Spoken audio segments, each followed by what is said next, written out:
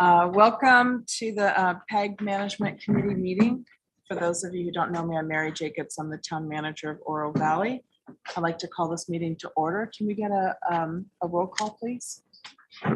Mary Jacobs? Yes. Here. And I'm sorry, Anna Olivares. Here. Artemio Hoyos. Harry Rosima. Here. Michael Ortega. Here. Dane Dill. Rod Lane. Here. Damascus Francisco. Veronica Moreno. Okay. All right. Great. Thank you. We do have a quorum. First item on the agenda is the approval of the March 9, 2022 meeting summary. I'll entertain a motion for approval. So moved. Do I hear a second? Second. All right. Motion is made and seconded. Any questions? All those in favor of approving the March 9, 2022 meeting summary signify by saying aye. Aye. Aye. All opposed? Motion carries. Next item on the agenda is the region-wide Highway User Revenue Fund report. David Zinda. David, welcome. Morning. Thank you, Madam Chair. David Zinda, Policy Analyst here at PAG. The region-wide HERF revenues report is included in your packets. I'm happy to take any questions that you may have. Hopefully easy ones. It's early. I'm not sufficiently caffeinated. Other than that, I have nothing else to present. David, just since there might be some folks online tuning in who may not have reviewed the packet, can you quickly summarize where we are with regard to our revenues? Are they generally good, steady, below, above?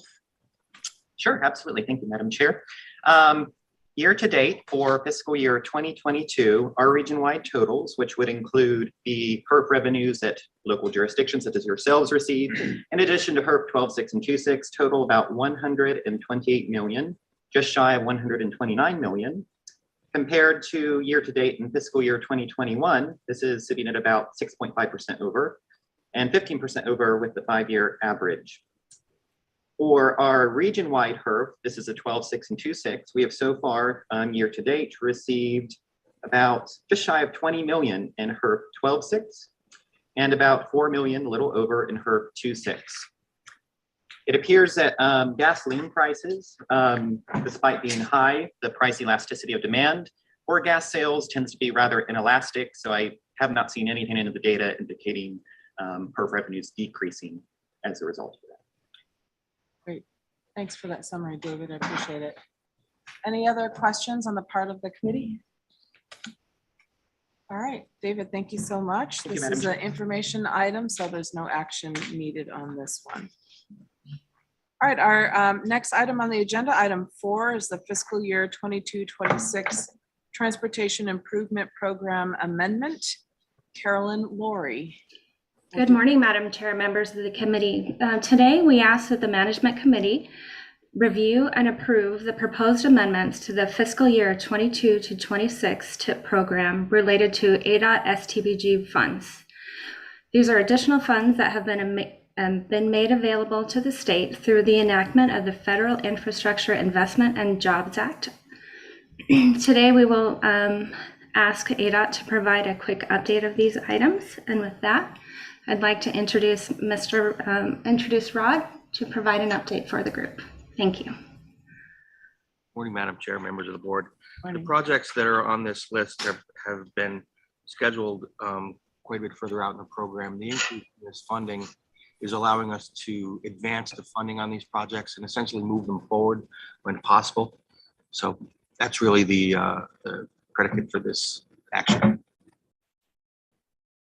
Well, that's not bad news, that's for sure. No, it's not. Yeah, that's great.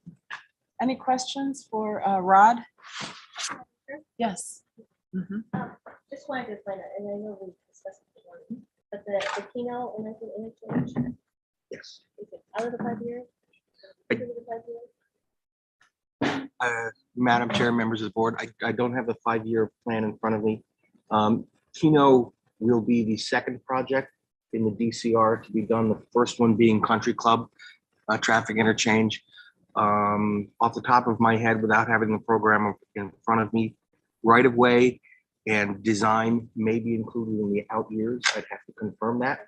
If funding becomes available, that will more than likely be a project that will be considered to advance even further to move forward. Hopefully that answers your question. Thank you. Great, thanks. Yeah. go ahead, Mike. Hey, Rod, good news. I-19 in Irvington, what's your thought there in terms of the scope? In terms of the scope, the I-19 Irvington is a full traffic interchange. The design concept report had a recommendation for the type of traffic interchange. One of the initial reviews when the designer is selected, and we're going through that process now, will be to evaluate whether that TI that was selected 10 years ago is still a reasonable selection. It may change to a different type of TI. Off the top of my head, I believe it was a divergent diamond that was it was a single point urban interchange that was selected. So there's various other options that we're going to review and check the data. A lot of things have changed since that 10 years. So we're going to be confirming or making the best selection for which interchange type is going to be there. So that's the scope for the traffic. We'll do the standard improvements that'll go on there. We'll be adding sidewalks and such to replace the existing structure. The geometry will still be the same, so it'll still go over I-19. And there's obviously that intersection on the west side. Will probably be impacting that. We're trying hard to limit as much impact because there are some significant utilities on that side as well. So, Madam Chair, Mr. Ortega, does that answer? Does that give you some? It does. The reason I ask is twofold. One, just curious about the scope because that interchange is probably one of the more congested ones on the system, I would say. But the other piece is keeping in mind we have that neighborhood to the, we'll call it the southeast of the interchange there, and access to the spectrum, pedestrian access, continues to be of interest. Correct. And so bicycle, pedestrian, multimodal is going to be important. So I throw that out just as a placeholder and a reminder that's important.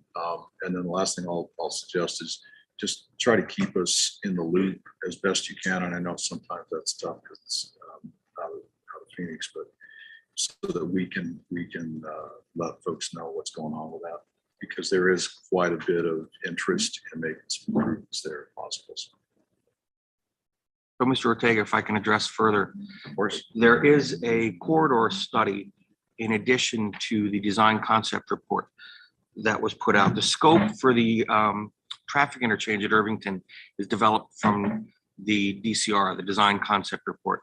One of the top items that was came out as an issue in the corridor study, which went all the way from I-10 down to, I believe, Nogales. It was an entire study of the entire corridor, was exactly what you spoke about, was the need for a pedestrian access from the east to the west across the interchange.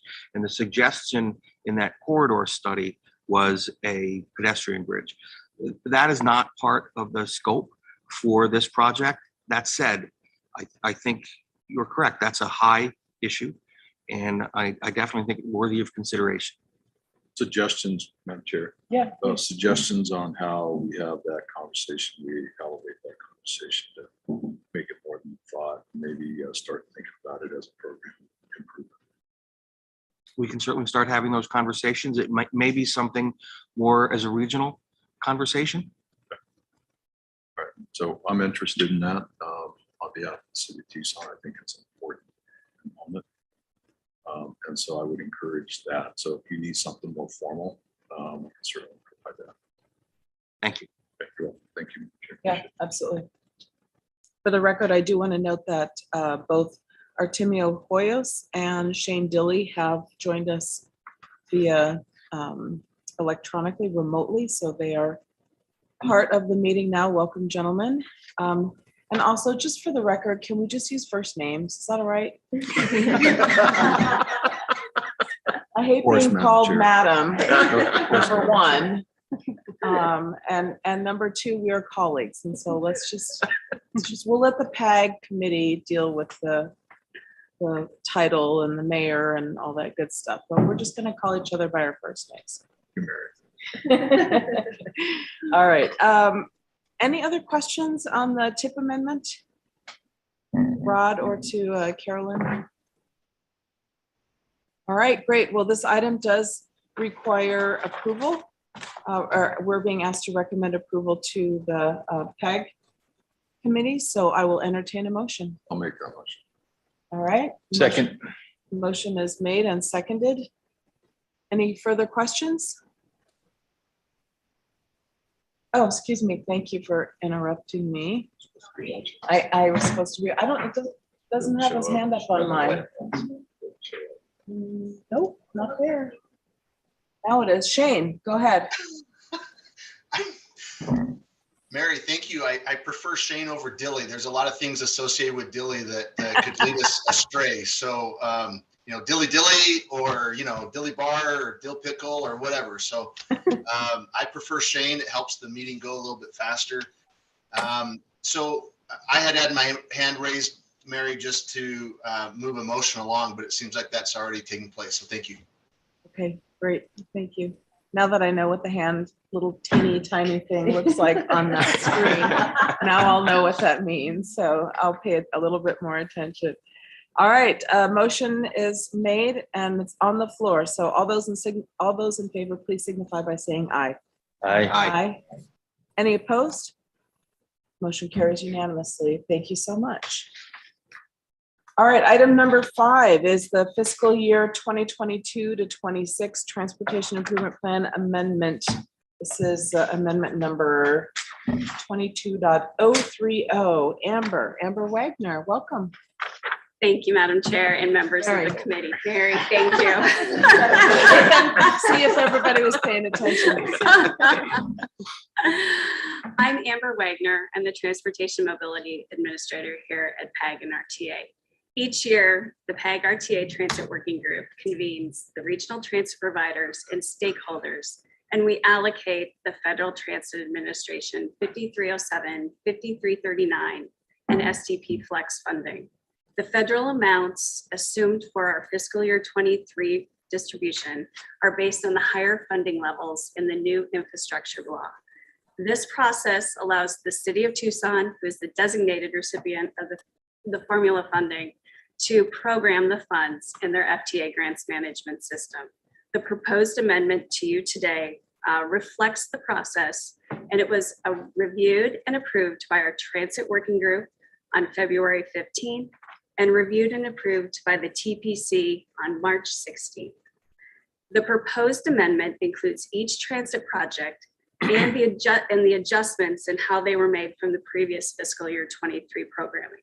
The previous 23 programming is based on $18 million of assumed apportionments, and our adjusted fiscal year 23 apportionments are approximately $22 million. This is approximately a 21% increase that we're seeing into our region based on the new infrastructure bill. The adjustments in the proposed amendment include in the 5307, 5339, and STP funded projects, the newly adjusted amounts, as well as the local funds needed to match the projects. Are there any additional questions? Questions? Thank you so much, Amber. Thank you. Again, better news, right? Not on the bad news side. That's good. We like that. Right, I don't see any hands on my little Zoom screen. So if there are no further questions, I will entertain a motion to recommend approval of the proposed amendment for FY23 regional transit funding. So moved. Do I hear a second? Second. All right, motion made and seconded. Any further questions? Okay, all those in favor signify by saying aye. Aye. Aye. All opposed? Motion carries unanimously. Thank you. All right, let's see. We've got our next item on the agenda is an information item, and that is our legislative update on proposed transportation related legislation. David. Yes, thank you. Good to be back with you all again. We are now about 122 days into the state legislative session, in extension. As of earlier this week, about 1,780 bills have been introduced, 233 have been passed, 228 have been signed into law, and not one of them has been vetoed. Focus and effort should be now on the state budget via the General Appropriations Act and other budget reconciliation bills, but it has been slow moving. About a week or two ago, there was a bill introduced in the House that would effectively implement a so-called skinny budget, a continuing resolution that would maintain spending levels at this fiscal year's current levels, adjusted just a little bit for inflation. However, that bill did not pass out of its committee. Last year, if you recall, budget legislation also didn't really get moving until late May and was not signed until late June. It's possible that we might be on a similar path. Several transportation funding bills will likely see success or failure via this greater budget process. Many of these bills that we have already been tracking have gone through both chambers of the legislature with fairly good support. So it is a good sign for eventual inclusion, possible inclusion in the budget once that gets underway. I'll just briefly note a few of the bills we've been tracking and reporting on over the last few months. First is House Bill 2396. This is going to be transportation appropriations with a lot of projects influenced by the Rural Transportation Advisory Council at the tune of about $50 million.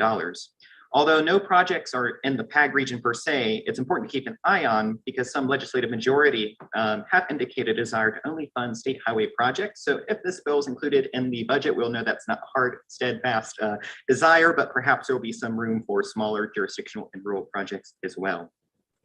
This bill has not had any action since it passed out of the Transportation Committee in February, so we'll wait to see if it is included in the budget. House Bill 2598 and its companion bill, Senate Bill 1356, is a transportation tax in Maricopa County.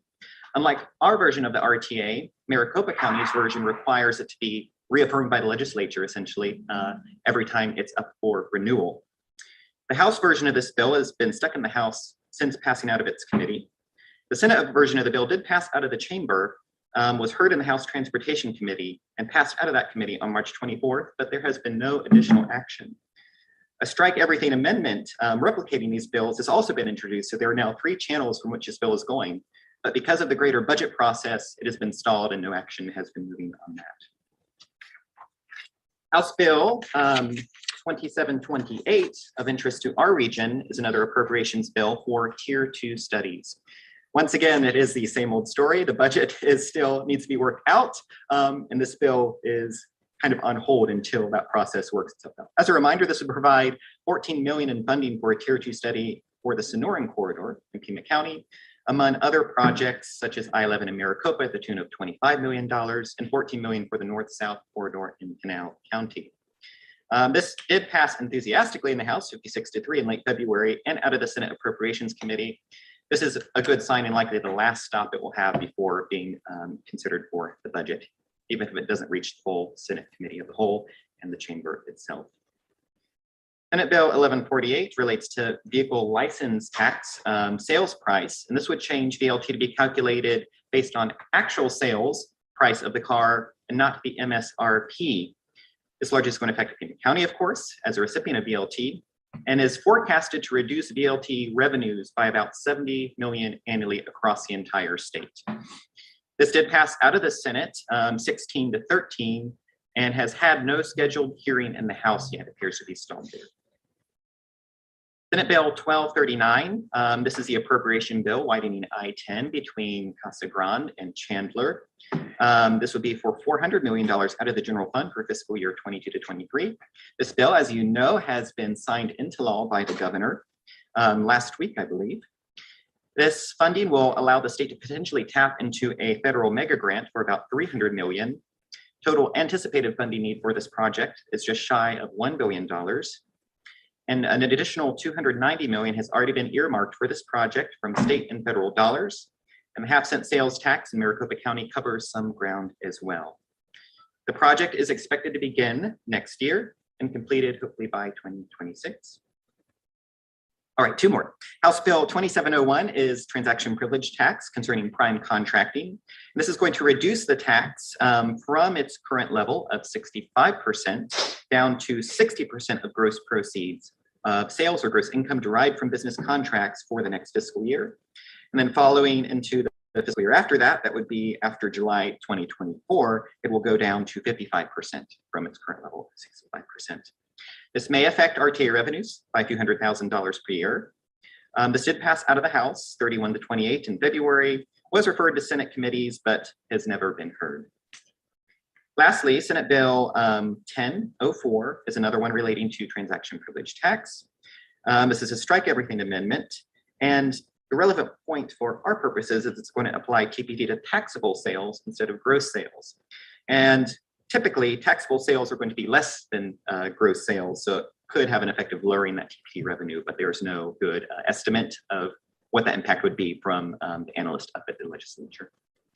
Other than that, I think that concludes my report, unless you have any questions. Great, David, thank you so much. Any questions for David? Great, thank you so Thank you. much. All right, our last item on this agenda is the status update on the Regional Mobility and Accessibility Plan, the RMAP 2055, and Paul was going to take that on for us. Welcome, Paul. Madam Mary, it's a hard habit to break. Nicely done. Old habits die hard. Uh-huh. Thanks for having me today. I'm Paul Casertano, so I'm the Transportation Planning and Technical Services Director here at PAG.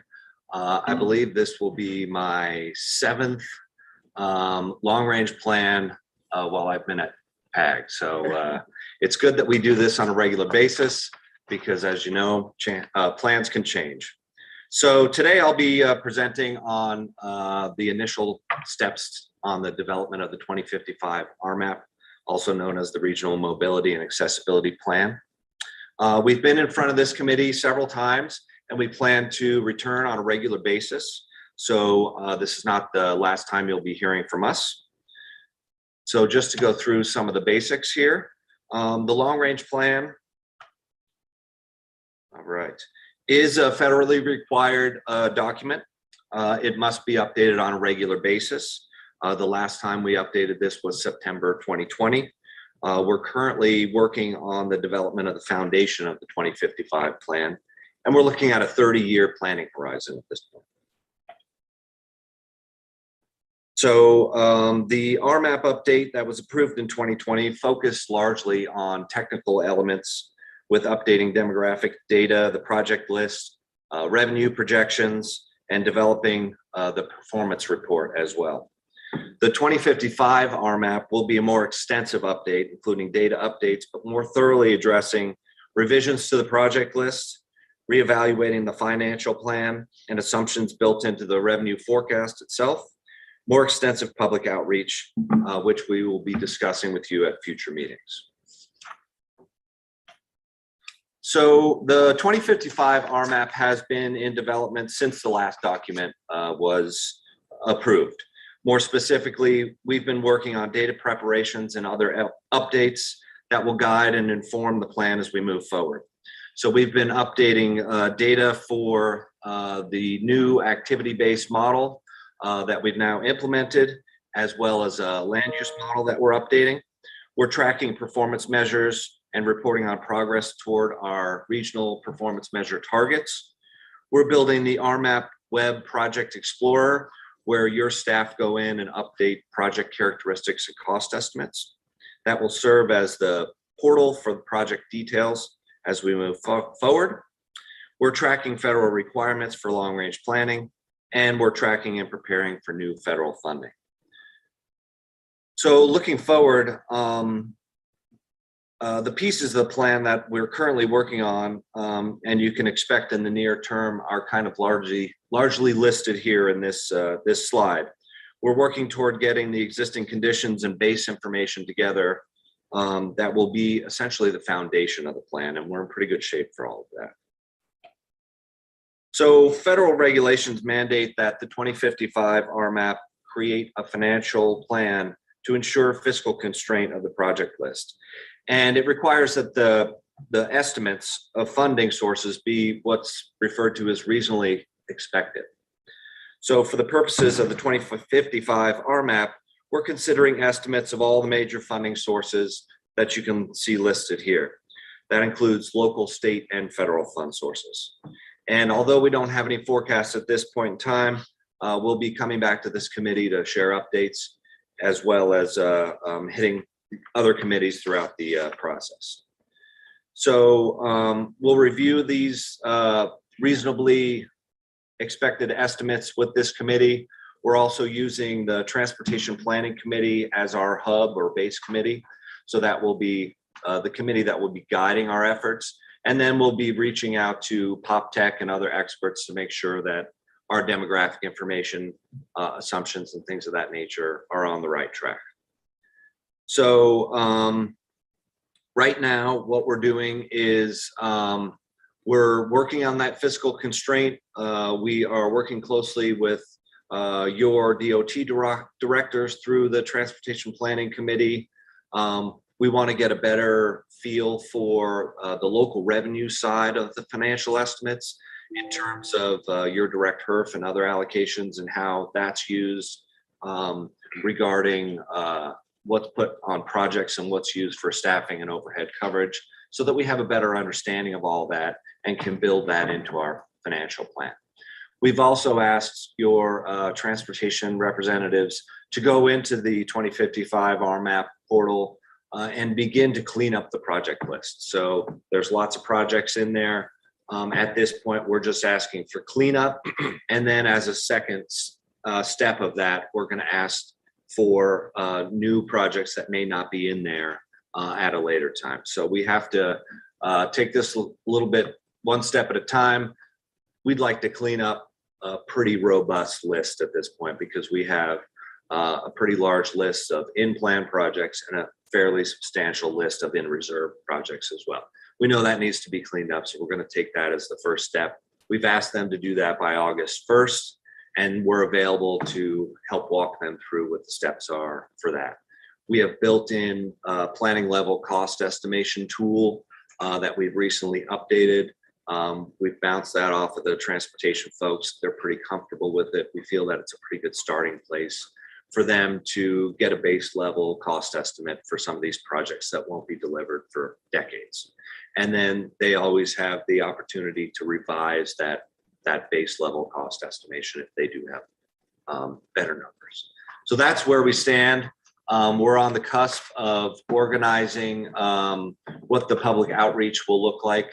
We're working very closely with Mr. Mogimi and the RTA side of the house just to make sure that we're not mixing messages and we can be clear with the public in terms of what the larger long-range plan is and how RTA Next lives within that or as a complement to that.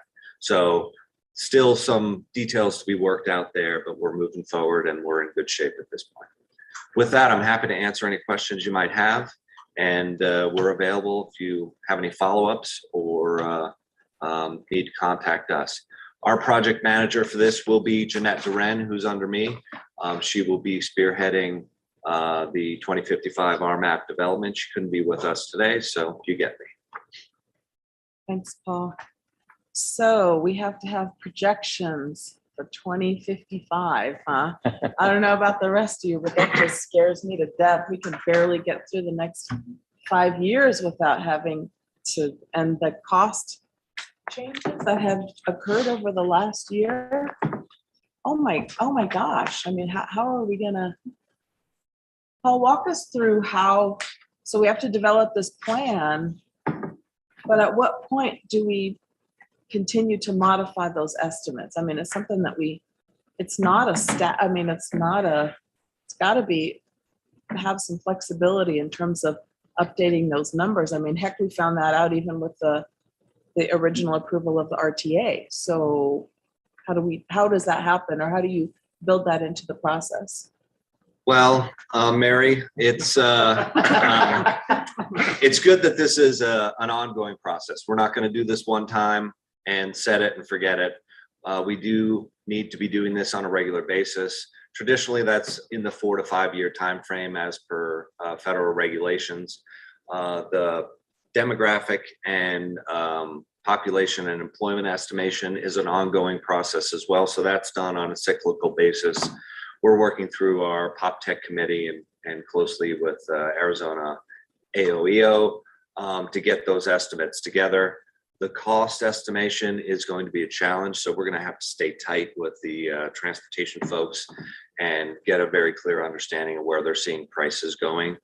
We may have to make some adjustments along the way as we continue to ask the transportation folks to get in there, make sure the estimates look and feel right to them. So it's going to be a challenge for sure. And then when you think of things like that little thing that happened, the pandemic, that kind of made projections go all sorts of different ways that we didn't anticipate. We saw all sorts of travel changes, travel pattern changes. There's challenges ahead for sure. We feel like we have a pretty good understanding of that. It's not great by any means, but I think we're poised and ready to take a pretty good swing at this. We also have, for the first time, we'll be implementing the activity-based model, which is a little bit more of a more flexible regional scale traffic model. So we can incorporate some of the things that an older model was not really able to do in terms of telework trends that we're seeing coming out of the pandemic, and look at different scenarios based on that, so that we can get an understanding and bounce it off our transportation folks and all of you, what types of scenarios might look and feel right from a telework perspective or a travel pattern perspective that's a little bit more flexible because we've invested in this new tool. So challenges ahead, but I think we're up for it. Great. Any questions? And since I can't see, do we have any hands up? Oh, there we go. Shane's hands up. Shane. Thank you, Paul. So it's presently the 2045 RMAP. This is required by the federal government to do this type of forward thinking, which is a good exercise to go through. It was last updated in 2020. Is this a similar update, or is it more involved? And is that was done back in 2020? And is the idea that this process will take us about 2 years to get through from start to end? So meeting that updating every 4 or so years, this will kind of roll out as a new update for like 2024 kind of thing. Thanks, Paul. Thank you, Shane. Appreciate that question. This 2055 version will be a little bit more involved than the 2020 update. So the 2020 update largely looked at updating some of the technical information and some of the cost estimation within an already structured plan that relied on a fairly robust public outreach process with the 2016 version. So we based a lot of the goals and vision that were established in that 2016. We based the 2020 version off of that extensive outreach. This time through, we need to do that outreach again. We need to freshen that up. So we'll be doing that in conjunction and collaboration with close coordination, I should say, with the RTA efforts, so that we can get a clear feel of what the public desires and goals for transportation in this region are, confirm that, and then move the plan forward based on that. The time frame that you mentioned is pretty accurate. We are aiming for spring of 2024 to bring it before through the committee process and through regional council. If that needs to slip to fall of 2024, I believe we'll be all right. So we've built in a little bit of flexibility there, but that's the general time frame that we're looking at this point. Shane, anything further? No, thank you, Mary. Just to clarify, so we have additional opportunities, maybe more frequently, given the fast-paced feeling of our region in terms of growth, and especially in light of the inflationary impacts that we've all been experiencing. We have more frequent opportunity to play with those variables in this plan looking forward. Help me fill that out a little bit. This is kind of a carry forward off of Mary's initial questions and thoughts. Thanks, Paul. Thanks, Shane. Our plan is to regularly be in communication with your transportation directors. So largely that would be Beth and Anna and Catherine and others at the Transportation Planning Committee level. So we're going to be in regular monthly, if not more frequent communication with them, just to make sure as we're moving along, the assumptions that we're building into the plan are checked by them, they're comfortable with them. We would like to build in more frequent interaction with all of you as the management committee. We haven't really laid out the exact timeframes of which we'll be coming back to have those conversations. So some of those conversations will happen within your own departments with your transportation folks, but we'd like to have those also as a group so that we can make sure you have a clear understanding where we're at, where we're headed next with the next steps. So lots of frequent interaction, and our hub committee will be Transportation Planning Committee, who we're really going to need to rely on to make sure that we're on the right track with this. Thank you, Paul. Thanks, Mary. Any other questions? Okay, great. All right, thank you. Well, that concludes our PAG Management Committee meeting. I will entertain a motion to adjourn. So moved. Do I entertain a second? We'll be here all morning. All those in favor signify by saying aye. Aye. Great. Thank you, and I gratefully turn the chairmanship over to you, Mike. All right, we'll go ahead and give everybody a couple minutes to Okay. organize themselves, and we'll start the RTA TMC.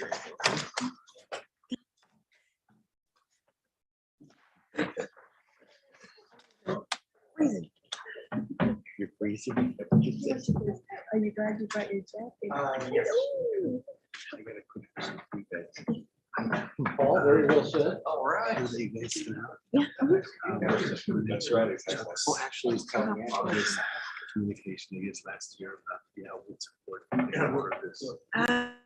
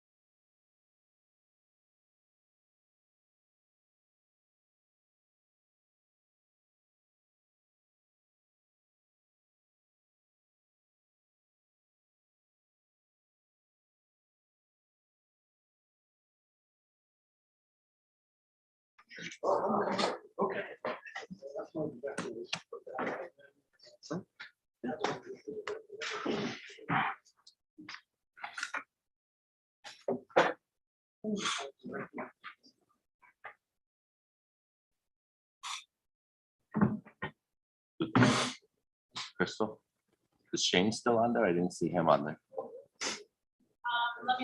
Yeah. Oh, he is, okay. Yeah. I'm still here. Just, Want to make sure we have a forum still.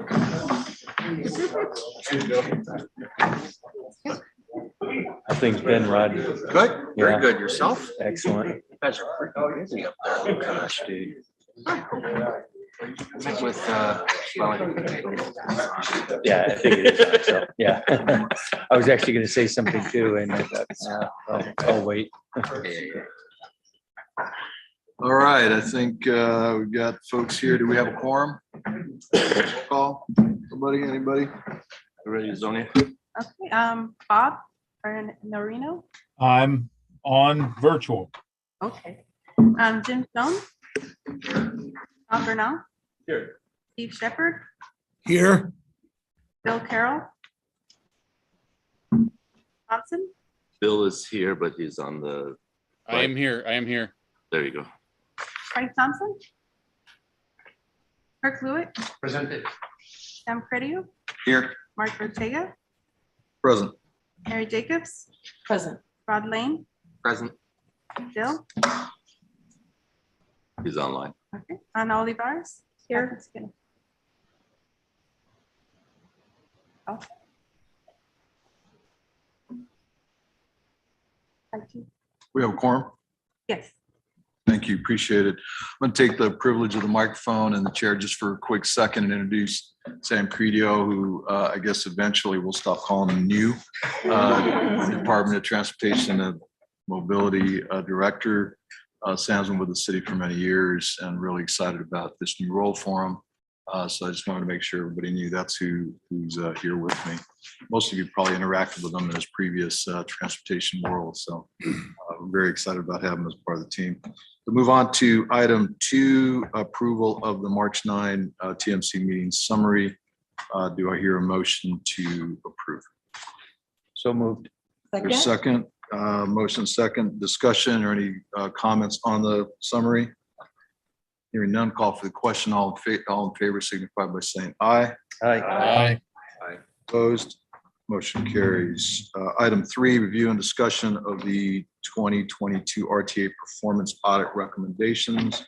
Mr. DeGrood. Okay, thank you, Mr. Chair, members of the TMC. If you don't mind the return to Jim? formality. Jim, Yeah, okay. get on it, Jim. How's that?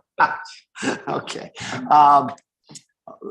The State of Arizona Auditor General issued their audit of the RTA for 15th year of the RTA on April 12th.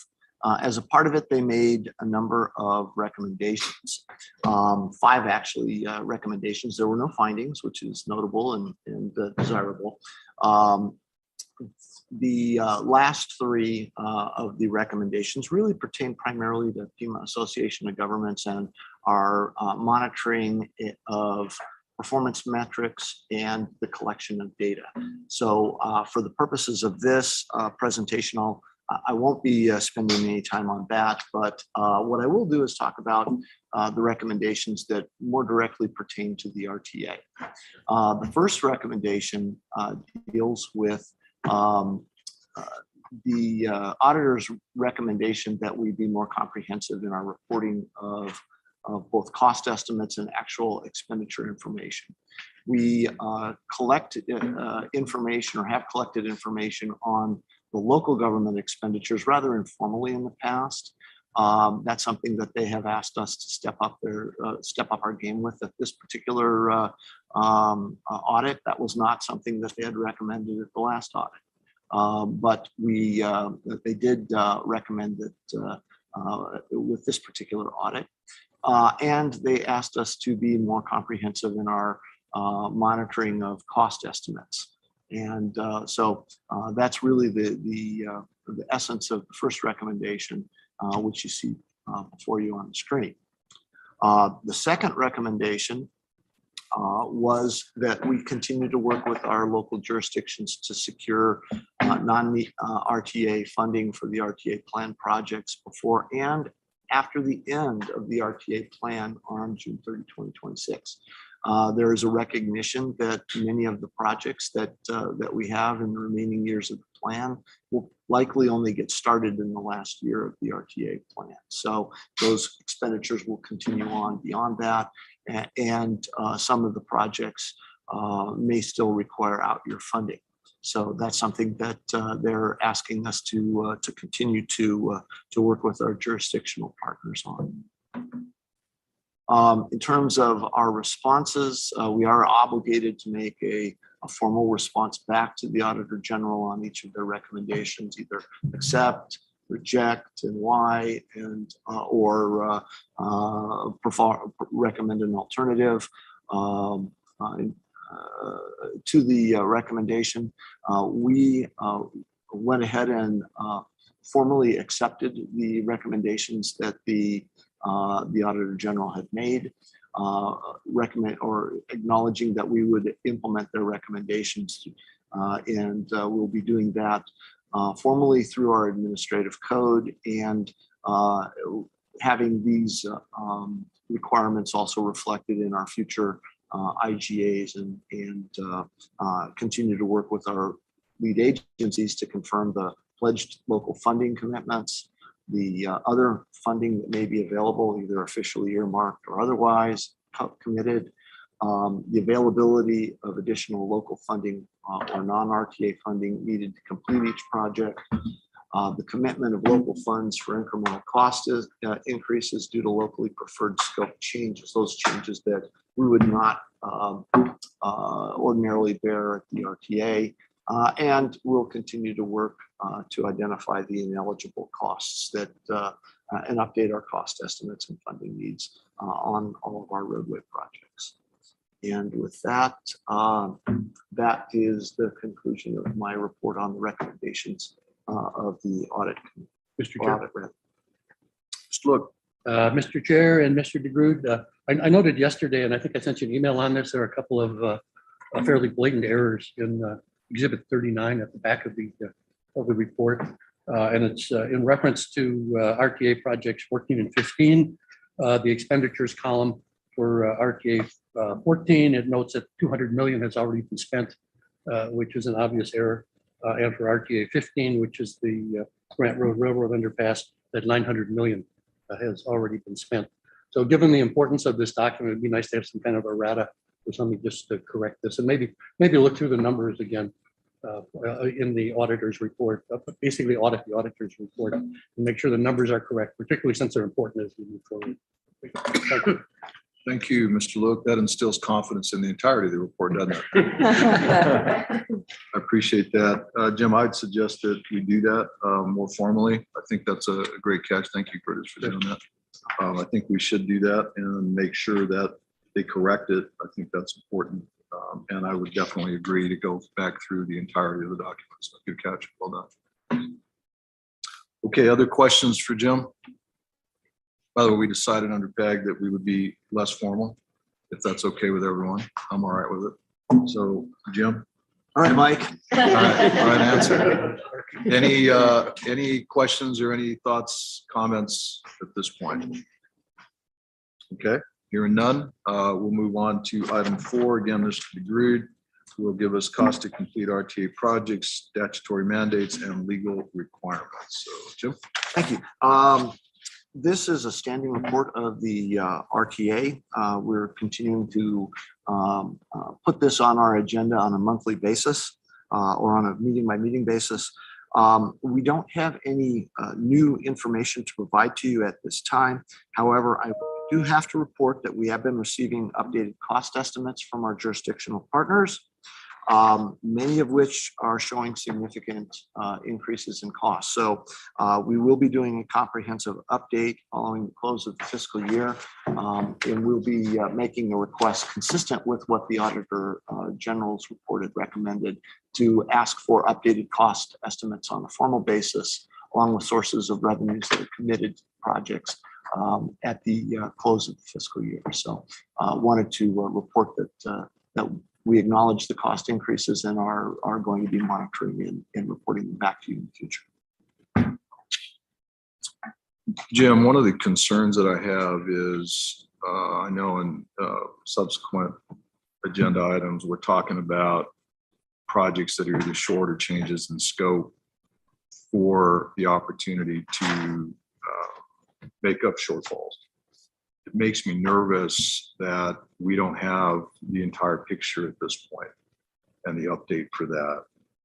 When do you think that you will have projection for all the projects through the end of the program so that we can see the entirety of the challenges before us? You know, because I know, I think it was 08, 09, we have revenue challenges. Today we have cost challenges.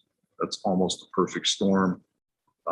So I'd like to understand when we can gather again and talk through the entirety of the program and what that looks like. Mr. Chair, or I'm sorry, Mike. My expectation is that at the end of the fiscal year, following June 30th, I will make a request of our jurisdictional partners to a formal request that they provide updated information on their current costs, cost estimates, the amounts of expenditures that they had made through the end of the fiscal year, and what additional revenues that they may have available to bring to bear on projects that have not been formally or previously identified in the RTA estimates. I believe that will be a substantial amount of work for some of our jurisdictions. And I think what I need to do is set a target date for when we would need a response back by. My recommendation would be that we look at basically September 1 as being the date that we get that back. I think that'll allow the jurisdictions to close their fiscal or their books for the fiscal year and develop additional cost estimates. We need to give them the time to do that.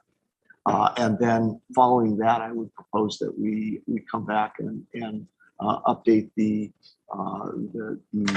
technical management committee and the board in the October meeting cycle. We have a meeting in August. We have a meeting in October. I think that would be a reasonable time frame for delivering that back to you. Now, this is off the cuff. I have not.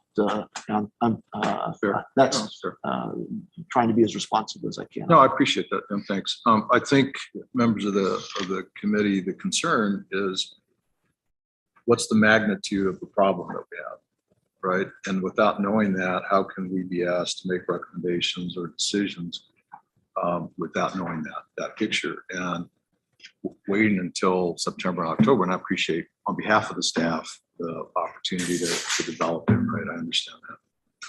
But I think that as we are charged with looking at the entirety of the delivery of the program, understanding what that nugget is, where is that, what does that magnitude look like and what does it translate into, I think will be important for us. And so I think that as time goes on, I would encourage that happens as soon as possible. Jim, and you had mentioned that maybe waiting until after the fiscal year. I would suggest that maybe you ask the partners now to start that process to maybe short circuit it, maybe a couple months, because I do think it's important. I think it's an opportunity for us to weigh in on where we're headed and what those solutions might look like going forward. Mr. Director. Yeah, Mike, I may.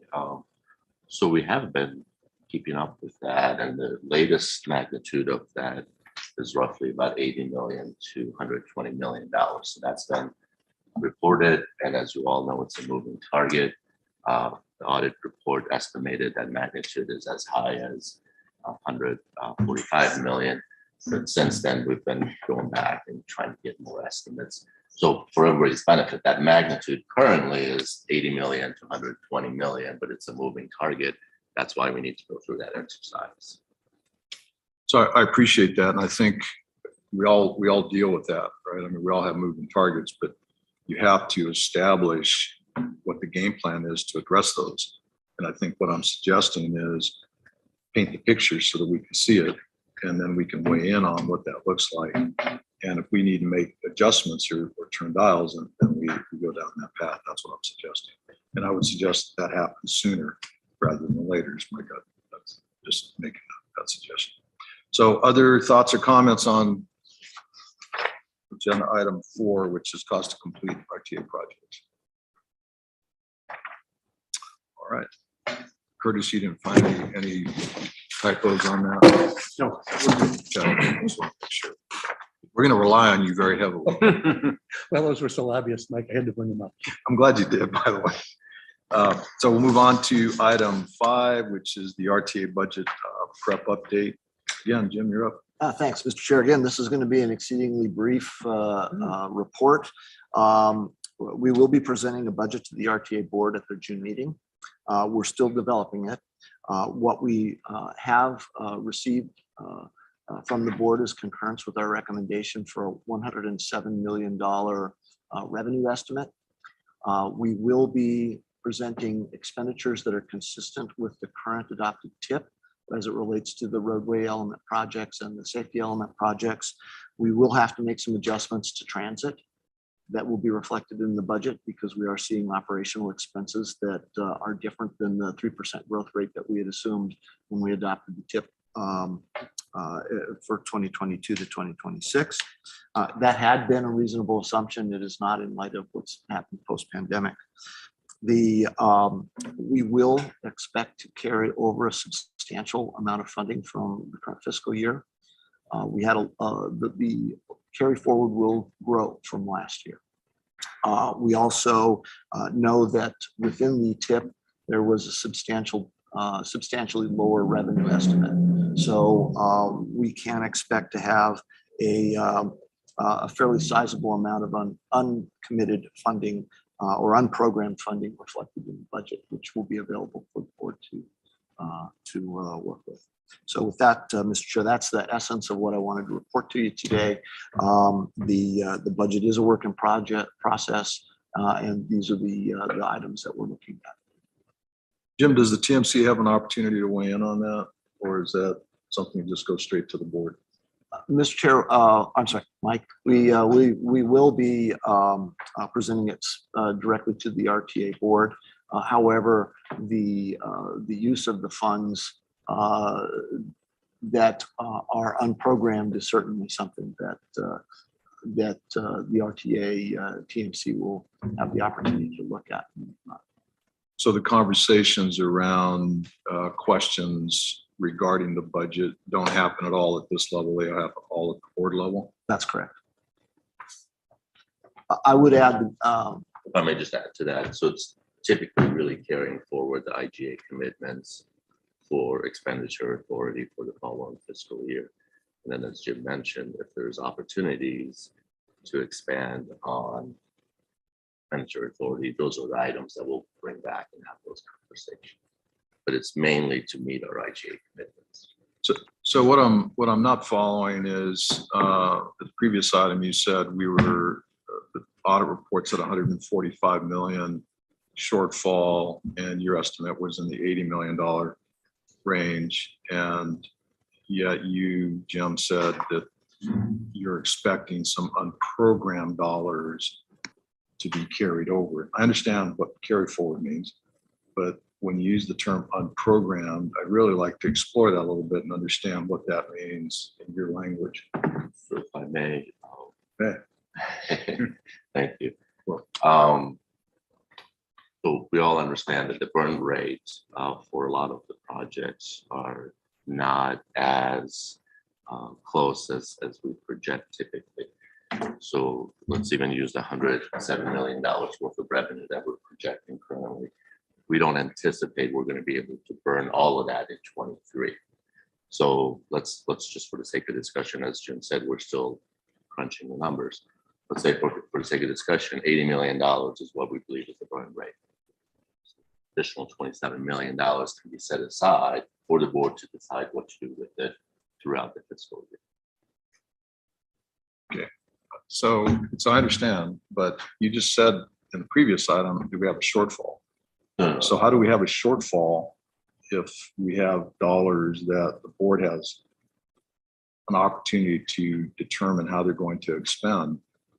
Yeah. I'm So not following that, I'm So sorry. the terminology from both our assessment as well as the audit is that over the next 5 years, life of the program, with the cost estimates that are increasing, to be able to meet those cost estimates, you're most likely going to need, from our estimates, $80 to $120 million above the revenues that we project.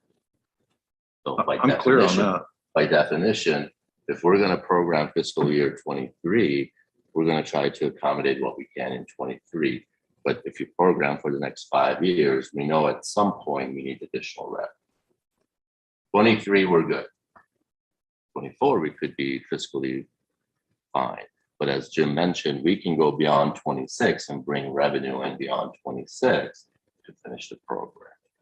So it's a revenue question. But when you use the terminology unprogrammed, it implies that that money is available.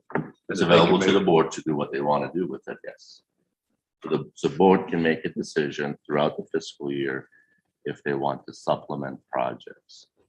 And that's their decision at that point. But again, it goes back to, they're going to be frugal. They're going to budget for what they believe we're going to burn, and the burn rate could be less than what they're going to allow in the budget. It's a cap. It's a budget cap. So the key piece to this though is, I understand burn rate. I understand how that works. Yeah. Clear. But when you say there's unprogrammed dollars, that implies there's dollars available for other purposes. And when I hear you say there's a shortfall, I would assume all those dollars would be put forth to deal with that shortfall in Yes, the long term. at the board's discretion. So they will set a cap, and at board's discretion, they will address additional needs throughout the fiscal year. It's just setting the cap for the budget for fiscal year 23. So Mike, is your question whether the range of shortfall is where it should be or something less because of the extra revenue? Yeah, I mean, that's really what we're the talking language about. that I'm hearing is we have this much money coming in. We're going to have some that's unprogrammed. Unprogrammed to me suggests we're going to put that towards the program to reduce that shortfall over time. Yes. And maybe I'm missing the language here. Yes, we're saying John, maybe I'm, well, but if you use unprogrammed, to me, that tells me those dollars are available and all of a sudden there's other stuff and it's like time out here. We've got that shortfall that we're trying to focus on. That's what I'm Maybe saying. another way to describe it is that it's a reserve for our TA board's discretion to use to meet those needs. So maybe Mike, what you're really wanting to ask Farhad is, are you going to recommend that 27 million get put into the shortfall for the RTA roadway element? Thank you, John. So yes, so but in practice, that's what they will do. Yeah. But they're not going to have all that detail at the budgeting time. They're going to need to do that throughout the fiscal year.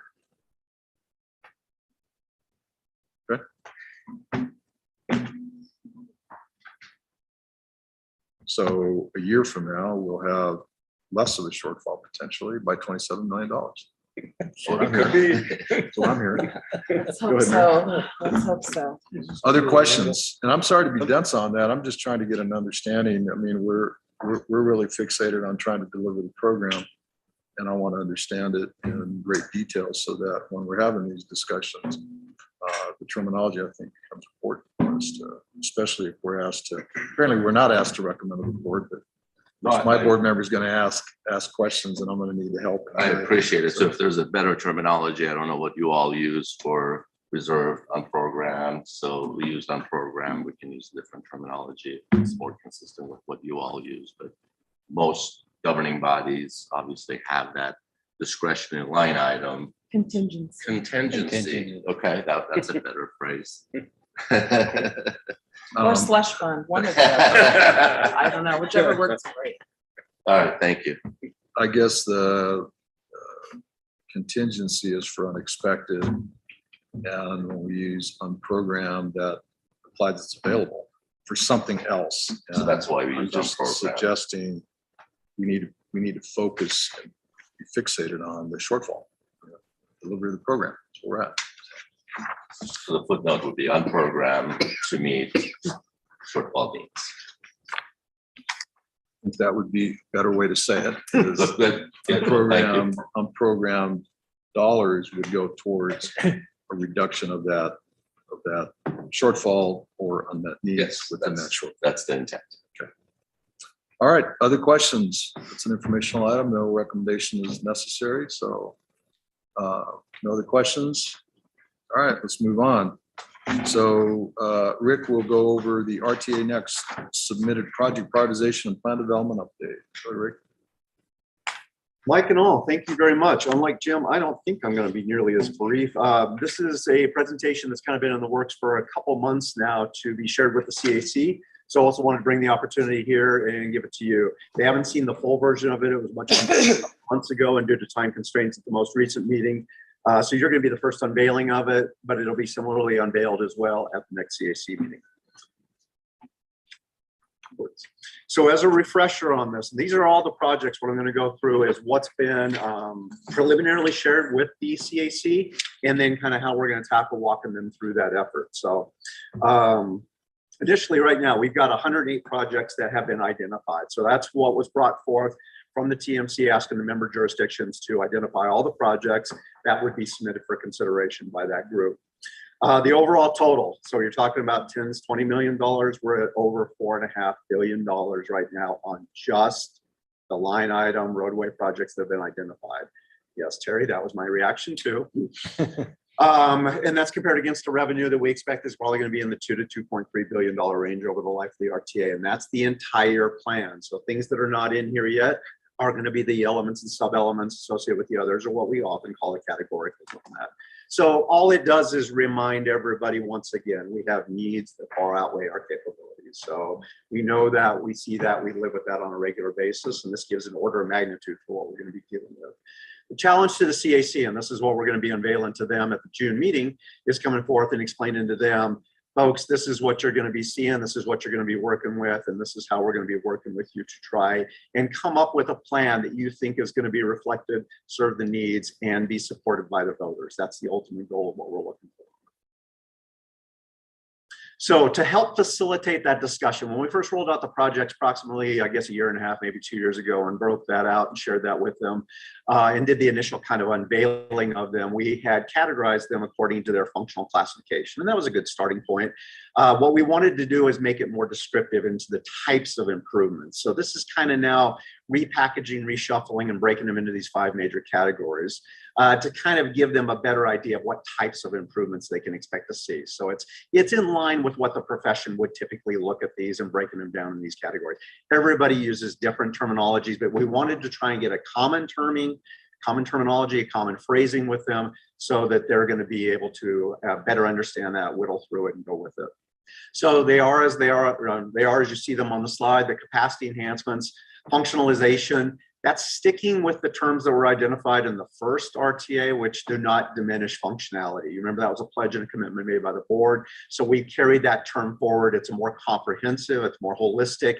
It does a little bit better, I think, of capturing all the elements in there, better than maybe multimodal or just modernization, but they're all under the same general view. Operational, new roadway connections, and then transit capital. So those are the 5 we've identified initially that we'll share with them and then see where the discussion goes. So evaluating the projects, one of the things we're going to introduce at the upcoming meeting in June is going to be sharing how these projects line up with the goals. I'm going to give you that preview here. First and foremost, it's early in the process. The goals that were identified by the CAC are very broad-based. They're very, very, in some ways, kind of subjective, also a little bit nebulous. They're meant to be, how do we have the conversation on those type of things? So likewise, a lot of the projects didn't have the detail necessary to make that a direct one-to-one comparison. So that's going to be an ongoing effort. We know that we'll refine and tighten up. Each jurisdiction, as they submitted their projects, did go through and did kind of a yes/no on how they met those goals originally in the 10 that were identified by the CAC. We here at PAG and RTA then went through that and tried to add a little bit more kind of holistic definition across that. We wanted to look at all of them for consistency purposes, so we made sure we looked at them from the same lenses. We'll talk a little bit more about that as we go forward, so that we can at least give a little bit better kind of wrap arms around that, and there would be consistency as we move forward. CAC is going to need a lot more details on that as we go forward. That's obvious. We expect that's going to be coming forward, and that's going to be an iterative effort with them as we go back and forth. But that comes into play here, a request that we're going to need from you, which is we're going to need the TMC to go through those 108 projects and start trimming the list and prioritizing those projects as we go forward.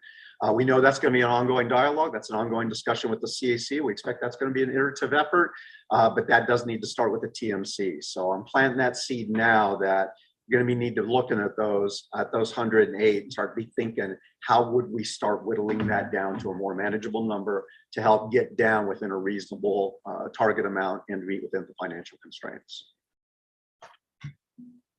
So as we go forward, I'm going to give you a preview then of all the projects, kind of how we've broken them down. I'm not going to go through all 108 individually on that. I know that would be time consuming and painful.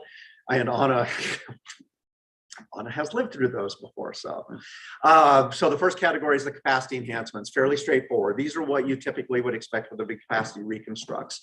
So this is where you're going to be rebuilding the whole roadway. We kind of tried to get away from the terminology that's sometimes used where it's just widening. Sometimes that's a misnomer. Everybody thinks, oh, you're just adding an extra lane, meaning bolted on. No, you rip up the roadway, you fix the drainage, the other things that are in there. So it paints a more accurate picture on that. So basically the idea is here, you're getting a multimodal functional corridor out of that, addresses all the capacities, deficiencies, and needs across all the necessary modes, and addresses any of the other operational aspects of it. Basically, you're out there to improve safety, reduce congestion, improve mobility on that. So how this lines up with the goal effort on that. Out of the 108 submitted, there were 47 projects that fell in the capacity definition. Estimated cost on that alone was just a shade over $2 billion. So you're going to fall in love like we did with generally and mostly and depends. So as we went through this as staff, we recognized that the broadness of the categories and the broadness of the goals led to, there are very, very few things we could absolutely define. And that's why it's going to be an iterative discussion going forward. Reduce congestion, generally, yes. Why is it not an unequivocal yes?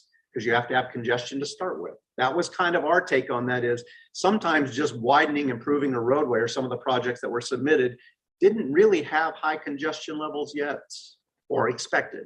So that needed to be kind of qualified in there.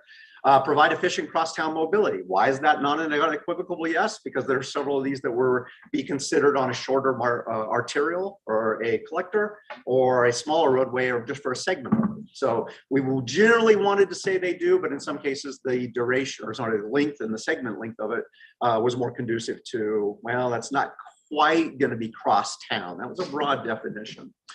Improve transit ridership, depends. Do you have transit facilities and do you have transit routes?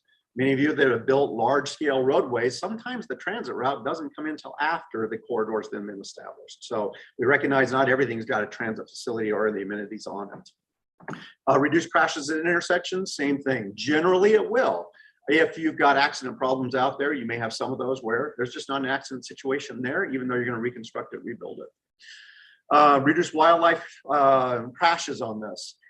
In order for there to be wildlife, you have to be going through an environmentally sensitive area. That was kind of our definition to it. So many of these are in the urban center where there's no wildlife nexus or possibility for crossings. So we didn't want to say, yes, they're always going to address wildlife, when in reality, you don't have that interface that's going to be prevalent with a wildlife vehicle collision.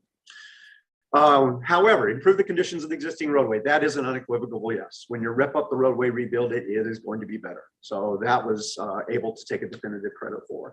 Provide safer bike and pedestrian facilities. Normally they do. Many of the routes that are submitted do include that, but several of the projects prohibit bike and pedestrian facilities. I-10 and 210 is a classic example of that. So right now they're bundled in that categorization or in that grouping of undercapacity. So that's why we can't give an unequivocal yes or no on that. But if it allows the facilities, those would be upgraded as well. We did have two unequivocal yeses on this with maintaining or improve air quality. The improvements by nature, making all the other modes efficient, effective, and at least allowing the vehicles to operate more effectively as well. That's going to improve your air quality situation, as well as access to workplaces. You're improving that connectivity that already exists. And then lastly, add functionality to key corridors. That goes back to depends. If you've got those type of facilities that are prevalent on your facility or on that particular roadway, those will be included, those will be upgraded, but if they don't, then they won't be added in there. But it will be addressing the drainage aspects, it'll be addressing the overall operations of that. And so that's why that gets kind of a depends category or grade or rating or alignment with the goals is kind of how we're going to describe it. I went through those all one at a time, just so you'll see. There was a lot of subjectiveness. We tried to introduce a little bit of definition to it to help make sure this exercise could have a more fruitful discussion. And I'll carry that through as we go through the rest of these. Some examples on this, I-10, 210. So this is going to reconstruct the existing roadway, additional lanes, meet current future demands, improve overall operations. So it does improve the accessibility connectivity. So it's to parts of the region. So that checks that box of, does this improve workplace, crosstown mobility, those type of things. Improve the conditions of the existing roadway. And it's not an environmentally sensitive area, though, thus no reduction in wildlife crashes. That doesn't mean there's not environmental elements to it. It just means it didn't have a specific nexus to what we felt would be conducive to a wildlife aspect of it. So we kind of tried to narrow that down a little bit so it wasn't so broad and all encompassing. Another example is a para projects that were submitted up on Ina Road, I-10 to De La Tierra, and then De La Tierra to Paseo del Norte. So these are two projects that go back to back up there on the Ina corridor, basically propose to reconstruct the roadway, additional lanes, technology improvements necessary for meeting current future demands, and then improving the overall operations. Same thing, it improves the overall accessibility and connectivity up in that part of town, improves the condition of the existing roadway. It's not in an environmentally sensitive area, although it does cross the CDO wash. That's already in a grade separation manner, so we do have adequate movement for wildlife underneath there. And then it improves the overall functionality by addressing the different modes on that. So this is kind of how we're going to unfold this to the CAC coming up at the June meeting on this. These are the big examples we'll share. This is kind of the highlight to prompt those discussions so that they'll also in turn be able to continue their efforts going forward as well. So moving to the next category, functionalization. These projects also reconstruct the roadway. The existing capacity is usually adequate on this. So we're not broken, if you will, or deficient in a vehicular category. But what we've got out there is our pavement, our bike lanes, our crossings, our sidewalk, ped facilities. That's all either non-existent or horribly deficient or needs to be enhanced and upgraded. So all these projects kind of fell into that definition. Of the 108, we had 25 of those that came in, just a shade under $500 million on this. And same thing as you saw before. There's a lot of generally yes, depends. I won't go through each of those then unless you have a desire to have a conversation on each one. But it's the same kind of evaluative type of thing as I did with the capacities.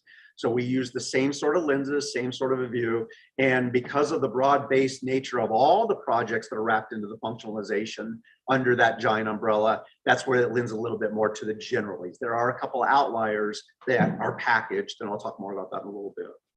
But overall, these are the performance attributes and how they meet up with the goals that were identified by the CAC. Some examples on this is going to be Palo Verde from Bilby to 44th. This proposes to reconstruct Palo Verde Road, curbs, sidewalk, drainage, mill and fill overlay, raised medians, hot crossings. They're at the critical spot with the Gospel Rescue Mission. This is improving the overall functionality, as you can see by just the definition of those features that'll be included, and then the condition of the existing roadway. So we check those boxes, and that's how we get that type of meeting with the goals.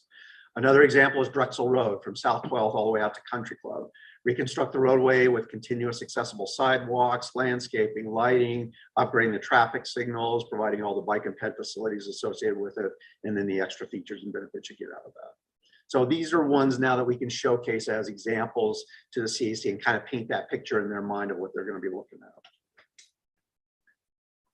Third category is operational. So these are projects that are going to reconstruct the roadway. The existing capacity, same as with the functional, it's fairly adequate out there. We're not addressing a deficient vehicular need, but the focus is to improve the operations of the roadway. So we have impediments. This is the way I've tried to explain it to folks, the way we were going to explain that with the CAC. You have something that hinders it from working as well as it should.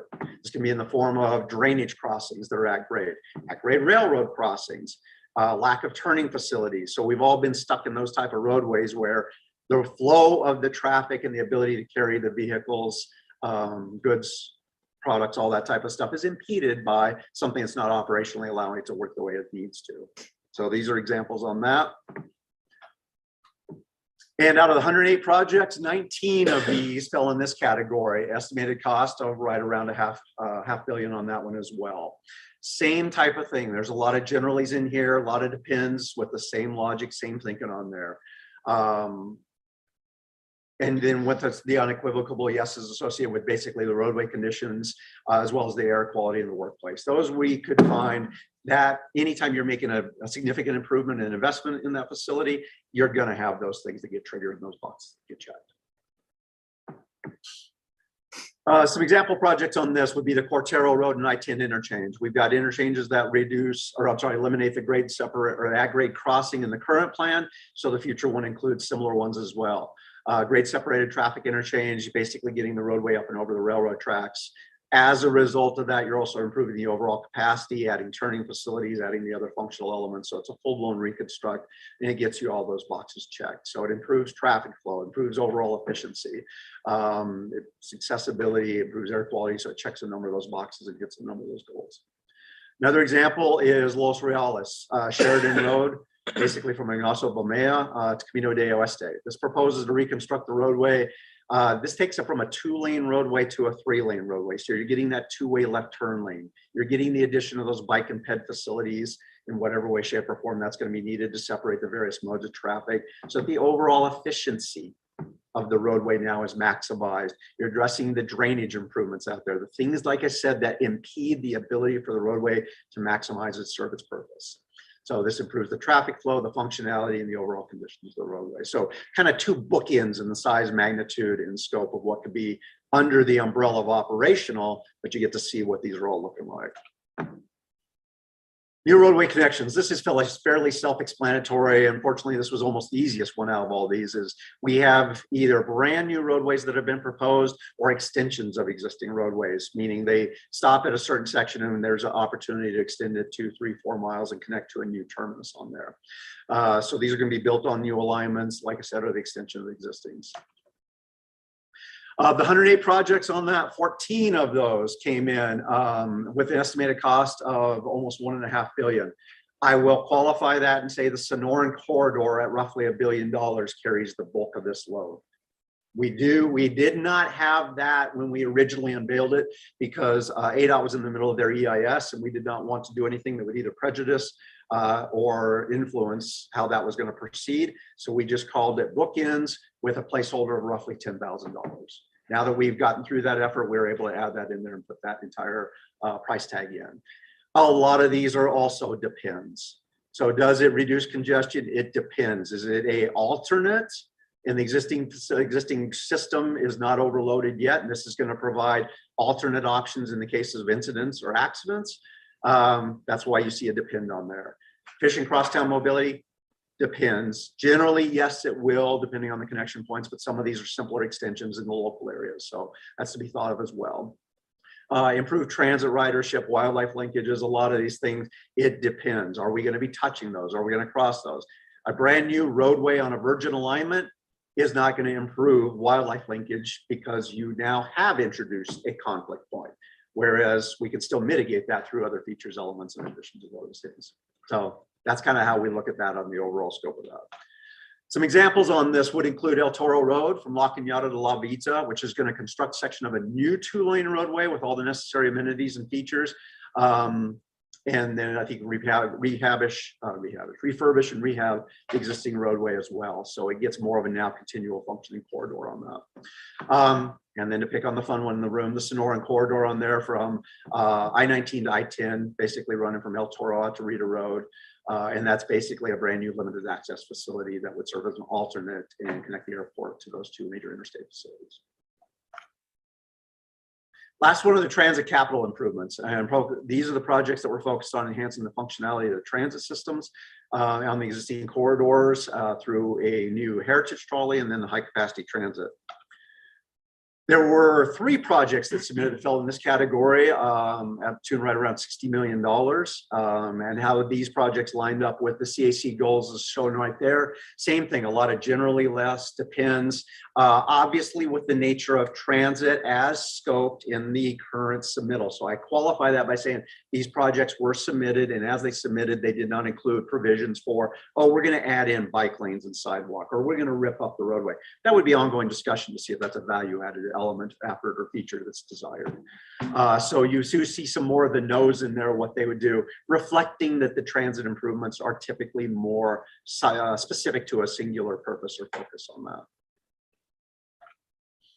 Examples on these would be the 4th Avenue, I-10 frontage road to 26th Street. This is the establishment of the new trolley line that we'll be running to South Tucson. And this is basically bringing it up through the 4th Avenue, using Old Pueblo trolley to furnish the cars, and then basically reestablishing that line and connecting through the South Tucson community. Improves transit ridership and overall accessibility with air quality benefit as well. And then another example is the 6th Avenue from Ronstadt Transit Center all the way down to the airport, high capacity transits, basically adding a bus rapid transit route along that existing roadway. And those are the boxes it checks off on that. Believe it or not, I flew through that. You'll see the CAC is going to be a lot more deliberate and probably a lot more explanatory, because there's going to be other factors, elements that they've asked about. So we'll take the time to go into more detail and weeds on that. But that's the high clip overview I wanted to share with all of you. And at that time, Mike and the rest of the committee, I can answer any questions, go back on anything you like, or follow up. Thank you, Rick. Appreciate that. Terry, I know you and John are our reps on the CAC. Do you have anything to add or any comments on that? I mean, I know that our chair, Tom McGovern, keeps referring to the role that TMC is going to play in the CAC deliberations, Mike, but that's about all we've commented on to date. Okay. I'm just curious, Jenny. I don't have anything additional. Tom is online as well. Oh, okay. Tom, did you want to, I'm sorry, Tom, I didn't see you on there. Did you want to add anything to Rick's presentation? Yeah, thanks, Mr. Chair. I think maybe the most important aspect Rick covered at the very beginning of his presentation regarding the back and forth between the two committees, and starting with some help from the TMC as far as prioritization. And as I've been thinking about this, it seems, at least to me, that prioritization within each of those groups is important, but the jurisdictions may also want to give us their feedback as far as the prioritization of those individual groups of projects. So as an example, can they say that capacity enhancements are more important to them relatively than operational improvements, or vice versa? It may not be reasonable to do that because of the great difference in size of each of the groups, from 47 projects down to 3 projects, and $2 billion down to $60 million in cost. But some of that preference, I guess, to the CAC would be very helpful. Wrestling with this big of a list of projects is going to be important, but at the same time, the CAC will also be thinking about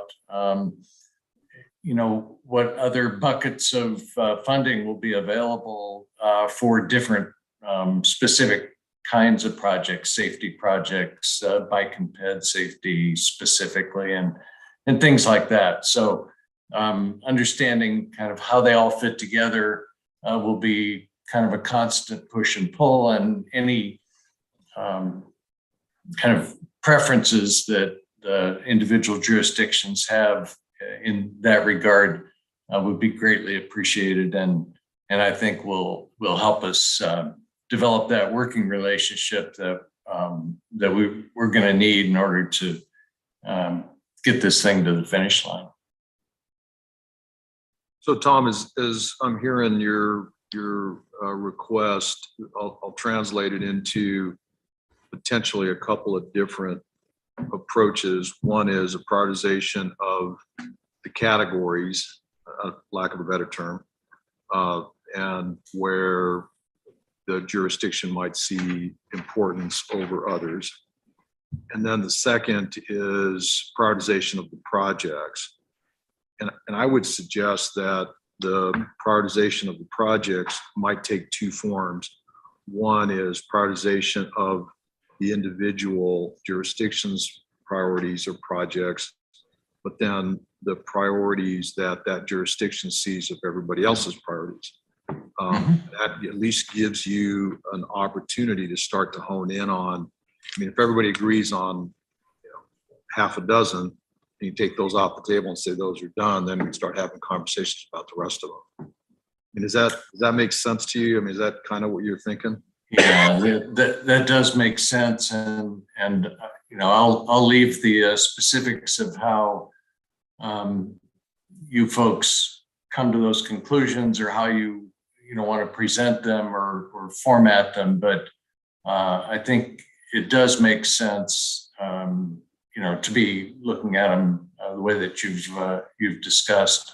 I know that we'll have a lot of projects, and some of them, are going to have differences of opinion, I suppose, among the jurisdictions. So the idea of fleshing those out early is probably best, particularly knowing that we may end up with projects where we disagree about the regionality, as an example of a project. And because the CAC is constantly reminded to think regionally, and you are as well, just by looking up above the clock there, above the big screen, we get reminded whenever we're in that room. So that part of it, I think, is a part of the conversation that sometimes we can only get when we see that each of the jurisdictions has a common or conversely, a vastly different opinion about the type of project that we're dealing with. So where does that, and Tom, I'm not sure this question's for you, but maybe for all of us, where does that direction or that request come from? We can prioritize as the agencies, we can go back and prioritize, right? And that's just our opinion or our perspective. And we'll call ourselves as stakeholders part of the CAC discussion. But maybe that's just something we agree to do and provide that feedback either through our CAC reps or directly to you. And again, we're crafting this as we go along to some level to try to help with the identification of those priorities. And so I have no problem on our end looking at those and providing that feedback, knowing and recognizing that that's our perspective as but one, not only of many other views, but also the CIC. We're just but one piece of that. I don't know what the rest of y'all think. I'm sorry. Go ahead, Curtis. Let me just, I've got 3 or 4 questions, but let me just address this issue of priorities first. Okay. Personally, I think it's paramount. The jurisdictions, I think, need to submit priorities in each of the categories, and then they can also duke it out, which category is most important. The reason I say that is, if we're talking about improving corridors or brand new corridors, they all transcend more than one jurisdiction. And for example, if Marana has improvements on Ina Road at the very top of their list, and Pima County has at the bottom of their list, then we've got something to talk about. We can figure out how to do that. If they're both at the top of the list, then like you say, we take it off and we move forward. And I think that initial prioritization will make everybody's job easier, particularly the CAC and its chair. You won't have to pull so much hair out at these meetings. And I also think there may be a statutory requirement for the jurisdictions to prioritize their project. It might not be at the planning stage, it may be later on at the implementation stage. But if there indeed is some kind of a statutory provision, why not move that up front and have the jurisdictions do it now? I just think we're going to remove a lot of conflict by having the jurisdictions do this prioritization initially. Good, thank you. I know you have some questions. I'll come back to you on those questions. Let's just keep going. John, I think, and then Terry. So go ahead, John. I guess I had a question for Rick. Rick, you went through those boxes to check, if you will, the questions on each category. Is that something the RTA staff proposes to do as they go through them, or will the jurisdictions also give you their thoughts about depends, yes, no? So the jurisdiction did that for their respective projects initially, so kind of a yes, no type of thing, similar to what we did. We then looked at the whole universe of all the projects being through and kind of threw a more objective one at it. So that's how it came about. We've already kind of done that. It hasn't been iterative effort back and forth. That was kind of our cut on what the jurisdictions had submitted in a way of trying to better explain it, better holistic representation. So the jurisdictions had access to that list of questions, if you will, as they went through. When they submitted each project, one of the things they did is they listed the projects in there and they went through those goals. That doesn't. Okay. Okay. All right. So they had done that initially as part of their submittal and identification of those projects. And then we went through and said, okay, well, some said yes on this category, some didn't say yes on this category, some said no. But it looks like the project was kind of, these are very similar. So what Oro Valley may have submitted was similar to Salritas, similar to South Tucson. Let's get a little consistency in there. Mike's point, their perspective, well, no, it doesn't do that by our definition. Yeah, kind of under a general definition, it would. Let's take credit for that. But we tried to make sure we added that part to it as staff. That was kind of the whole list.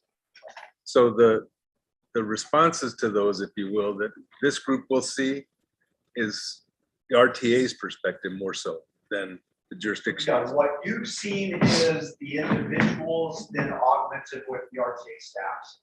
Okay, thank you. Yeah, you bet. Thanks. Sure. So I'm going to go ahead and defer to Tom because I see that his hand. Oh, I'm is up. sorry. And no, that's fine. I just think that probably what he has to say is probably more important than my perspective on this. So Okay. I'll defer to Tom. We'll go to Tom and then I'll come back to you. Go ahead, Tom. You give me a lot more credit than I've earned, that's for sure. Just one point of clarification. Mike mentioned communicating with the jurisdictions, CAC representatives, and I think I would much prefer to have you communicate with all of the CAC members at once, because we keep reminding them that they're representing the entire region, and to some extent, it's more difficult, I think, just for me as chair to keep people thinking in that regional way. If it appears that that individuals have only an individual jurisdiction's point of view. Certainly, I expect that some of the new members who are all city or mostly City of Tucson residents will have that kind of perspective. But I want to make sure that everyone has the opportunity to hear those perspectives and directly from the jurisdictions, in my view, is probably more efficient and maybe a little better overall. That was all I wanted to add. Yeah, good point, Tom. Thanks. I appreciate that. I think that's a good point. Okay. Yeah, so I am glad that Tom went first there because he's absolutely right. And I absolutely admire you, Tom, your patience with the CAC, having listened in on a number of these meetings. You do a phenomenal job. And I think it is important that we do provide, and I think you hit the nail on the head, Mike, with regard to what we need to do in order to provide exactly what you call perspective to the CAC. And I think it is important that we provide it globally, not to individual people, but to the entirety, because I have seen exactly what Tom is talking about, people that have been either appointed or recommended to be a part of the CAC from a specific jurisdiction. They come with a mindset that they're representing that jurisdiction, and they aren't. They're representing the entire region. So I think that really does help, Tom and his ability to manage the CAC if we take this information, provide our perspective, and do it to the whole CAC. Okay, I don't disagree in terms of providing it. I think the reason the diversity of the CAC is important is because they do bring those different perspectives. Yep, absolutely. But that's just all part of the.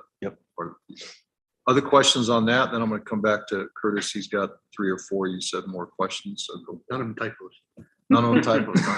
Those are the easy ones. Go ahead, Kurt. Okay. Well, first of all, Tom, I wanted, and Mike, I wanted to thank you for leading the RTA Next into a somewhat different direction as far as public expectation. Before projects were defined so simply that I think the public misunderstood the goals of the project. And specifically what I'm talking about is the changing of number of lanes, Broadway, First Avenue, Silver Bell, et cetera. When we get to a more goal-based rather than a little sketch of what something might look like, I think that offers both accountability and flexibility. So hopefully a little bit farther on, we'll be getting some numbers attached to things, maybe some levels of service and the like. And that is really going to clarify things, because to me, one of the dumbest things a planner can do is make a 20-year plan and not to during that 20-year time go back and refresh it. And that's kind of what happened with RTA 1. We made commitments to the voters. We know better. We know one thing when we make forecasts, that they're not going to be exact. The best we can expect is in the ballpark. So hopefully now with RTA Next, we'll have a better chance to have some flexibility. And at the time projects are built, really to get what the public is in need of. So the other question I had was agency priorities. We talked about that. The next question, and I don't mean this to be flippant, but our GSAs, MPGs, our grade separated arterials, personas non grata.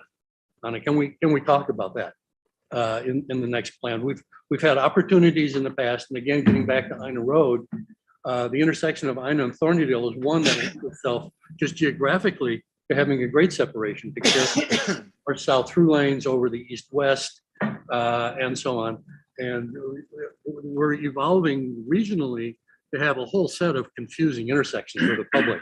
I mean, we now have a set of Old England lanes on the Houghton Road interchange over I-10, where for a couple hundred feet you switch over to the wrong side.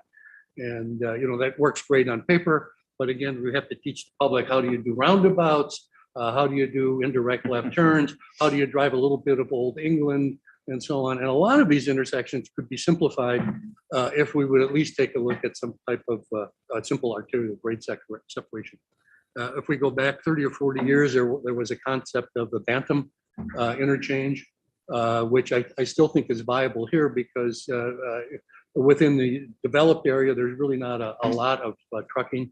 So the concept of batting, which might be worthwhile looking at again, that allows the more capacity, less designation of green time at the intersection, hopefully narrower roads and so on. So I hope that we're not summarily throwing out the concept of grade separated arterials. So, and the last comment I had was, again, we are providing new corridors, we're expanding corridors, and I don't hear how we're going to maintain these new corridors 10 years or so after they're built. And so we have to think about maintaining the expanding system. The gas tax and HERF don't seem like they're going to be going up. They seem to be going the other way. And I have huge kudos to the city of Tucson for having its sales tax program for road improvements within the city. I mean, that's the state legislature and the federal government aren't doing much to get additional revenues into the local level. So that then leaves the local agencies with their own resources. And the city, I think, more than any other jurisdiction, has done a great job. And I wish you great luck in the election. I think it's next week on 4/11. So, but anyhow, my point is that we need to look at perhaps the RTA funding also being used for maintenance, particularly of the expanded facilities. Because I kind of think about some of the public art that's around the community. We do a great job of spending 1% for public art and 0% for maintaining public art. So if we're going to expand roadway facilities, let's plan on maintaining them as well. So that's my 2 cents worth. I appreciate that, Curtis. Thank you.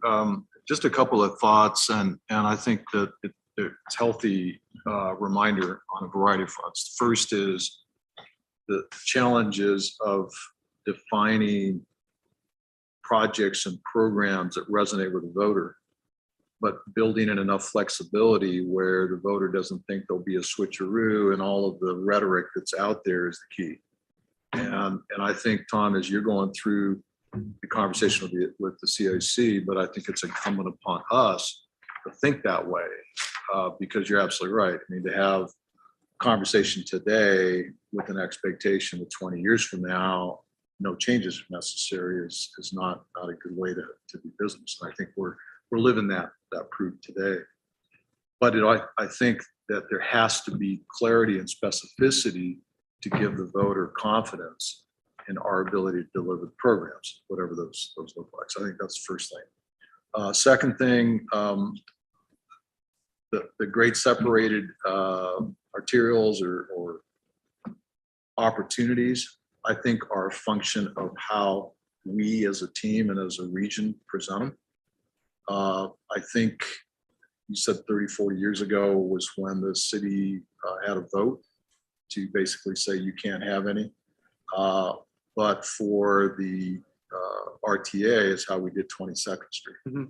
And so I think we use a very similar approach there to convey to the voter, convey to the public what the advantages are, not just of the GSI or GSA, but of the improvement and where we're trying to make it more goal-based as opposed to a project specific. I've not heard anyone jump on that bandwagon, at least not from the city of Tucson government perspective right this minute. But I will tell you that there is an ordinance and was passed by the voters on the books that say we're not allowed to, basically. So we would have to figure that out. But again, included in the language, I think might be an opportunity going forward. I don't think you'll hear that, but I do think that it'll be important to be explicit there in whatever going forward looks like. With regard to the maintenance, that's a conversation we started probably 4 years ago when Mr. Huckleberry and I brought that up to this group, saying regardless of what it looks like for RTA2, we were calling it RTA2 at that time, some component needs to include maintenance. There's got to be some mention or thought of that, whether there's an expectation that it's a continuation, it's a component of, somehow that has to be factored in. And I can tell you that it has made me nervous about the investment in the capital without identifying the maintenance going forward. I think we have some challenges there. I think some of the statutory challenges are going to be something we're going to have to overcome, figure out how to deal with that. But I think as a region, we are not going to have enough HERF. We're not going to have enough help from other sources. We're going to have to figure it out on our own. And I think it's incumbent upon us to keep that in mind. Thank you for the reminder and include that in our conversations going forward. So thank you, Chris. I appreciate that. Right now, do we? What's that? So we don't have enough HERF right now to maintain what we got. I don't. I don't You either. are. And thank you for Prop 411. We'll see how that goes next Tuesday. I'd vote for it if I could. I bet you would. Good, Rob. Yeah, Mike, thank you. I'd like to echo Kurt's comments on maintenance. That was one of the things I was writing down, whether it can be done in a long-term project specific, laying out a maintenance plan for the project, whether there's some kind of preservation program that's incorporated somehow into the system. Certainly, these priorities have to, or those things have to be addressed in some form. There's a couple of more aspects that I want to throw out that have really been exacerbated due to the pandemic. And I know we as an agency have struggled. I know most of the other regions have struggled with it. And that's the litter and the trash component that's been developing and really hard to manage over the last few years, specifically due to the fact that the way that we've managed it has been hindered with the pandemic. Lots of other agencies, lots of other MPOs address this, and fundings are provided for this. And I think regionally, it might be considered to be looked at as something that should be included or somehow looked at to, we all love Tucson, we love the region, we want it to look good, and we're struggling with doing that. So I think we need to consider looking at that. Thank you.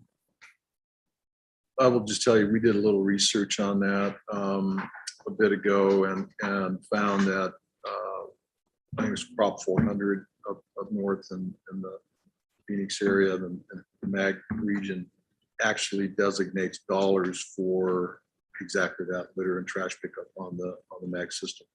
And so we should probably consider some component of that. I think it's important to all of us. What that looks like and how we define that, I don't know, but I definitely agree, Ron, that that's a piece that we probably need to think about. Other comments or questions?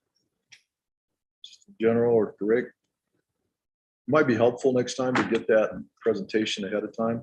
I think that would help the conversation a little bit. If you could do that, I appreciate that. You got it. All right. With that, Thank you.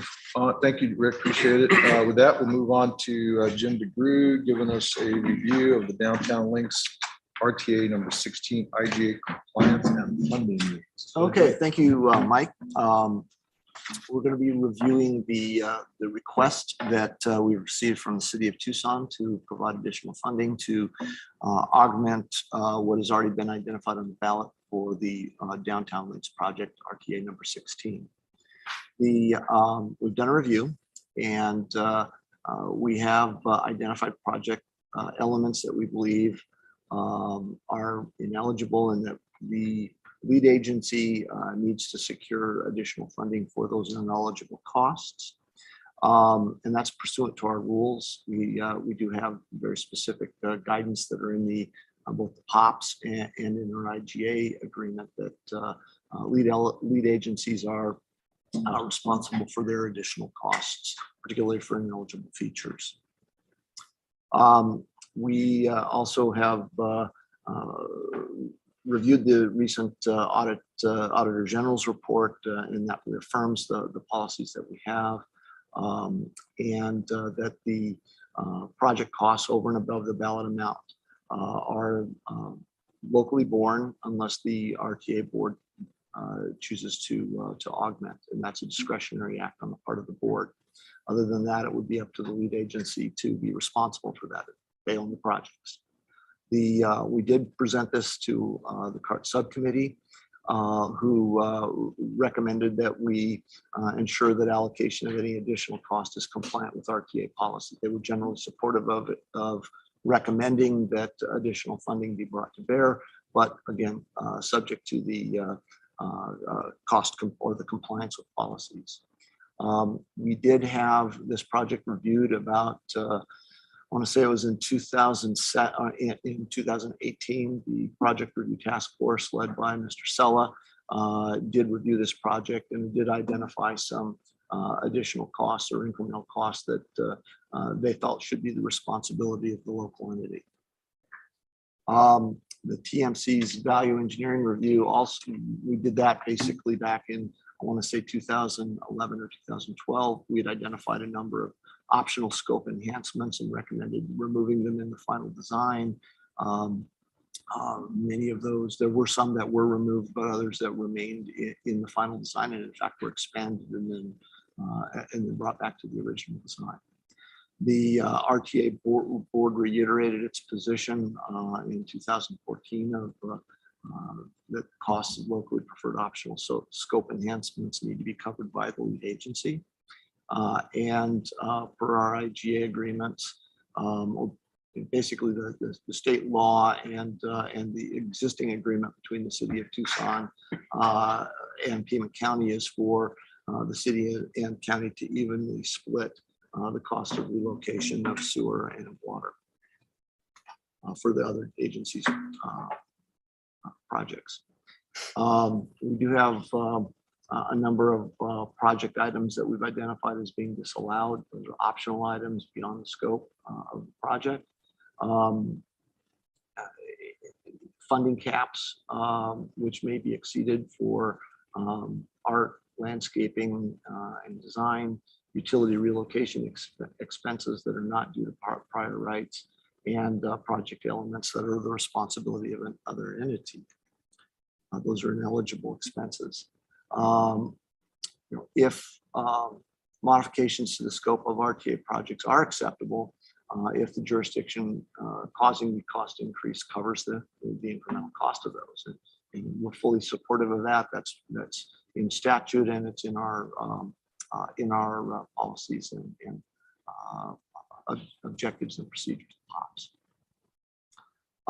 And we also added language that said that we would not reimburse for redesign. If the project put something in, then took it out, subsequently the cost of the redesign was not eligible for reimbursement.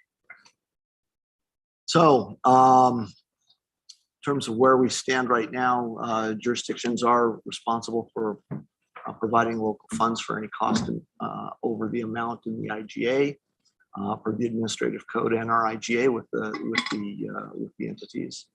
However, based on available new funds, as we mentioned earlier, we do have funding that is which we program through the TIP process, all the remaining project obligations. We do have funds that are going to be exceeding or fund revenues that will be coming in over that amount. So the board may support a funding request for amounts over the IGA and the ballot amount. So there is capacity to do that. And per the board's direction in December, RTA funding will only be provided for eligible and approved scope items, and that's at the discretion of the RTA with the staff's fiduciary concurrence. Comparing the anticipated cost to complete against the current revenue programmed and pledged shows that approximately $7 million of additional funding over the ballot amount is needed to cover the costs over the ballot amount for the downtown links project, and staff is recommending an IGA amendment to the RTA board, or is recommending that we present an RTA, the RTA board and IGA amendment for that amount. And that concludes my presentation. Are there any questions? I've got a few, but I'll open it up to the. I've got one, Mike and Jim. Thank you. Back a couple slides, you mentioned eligible and approved scope. Can you define what the approved scope? What do you mean by that? It would be per the ballot, what's in the ballot language.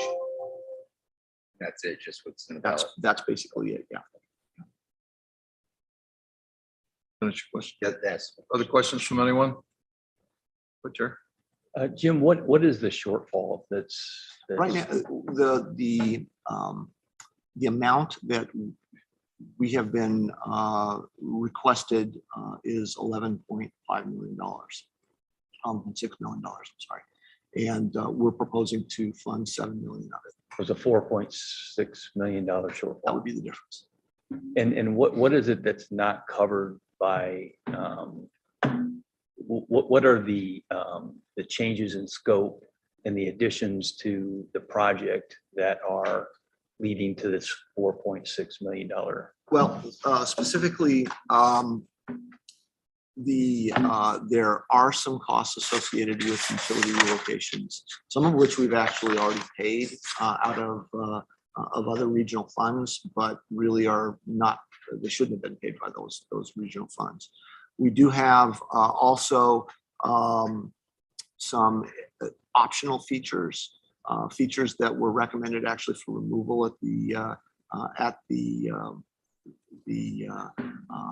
value analysis stage. Some were expanded following that, and then subsequently removed, requiring some redesign costs. So these are the kinds of things that we're working on right now in terms of the difference between our recommendation and what's needed to complete the project.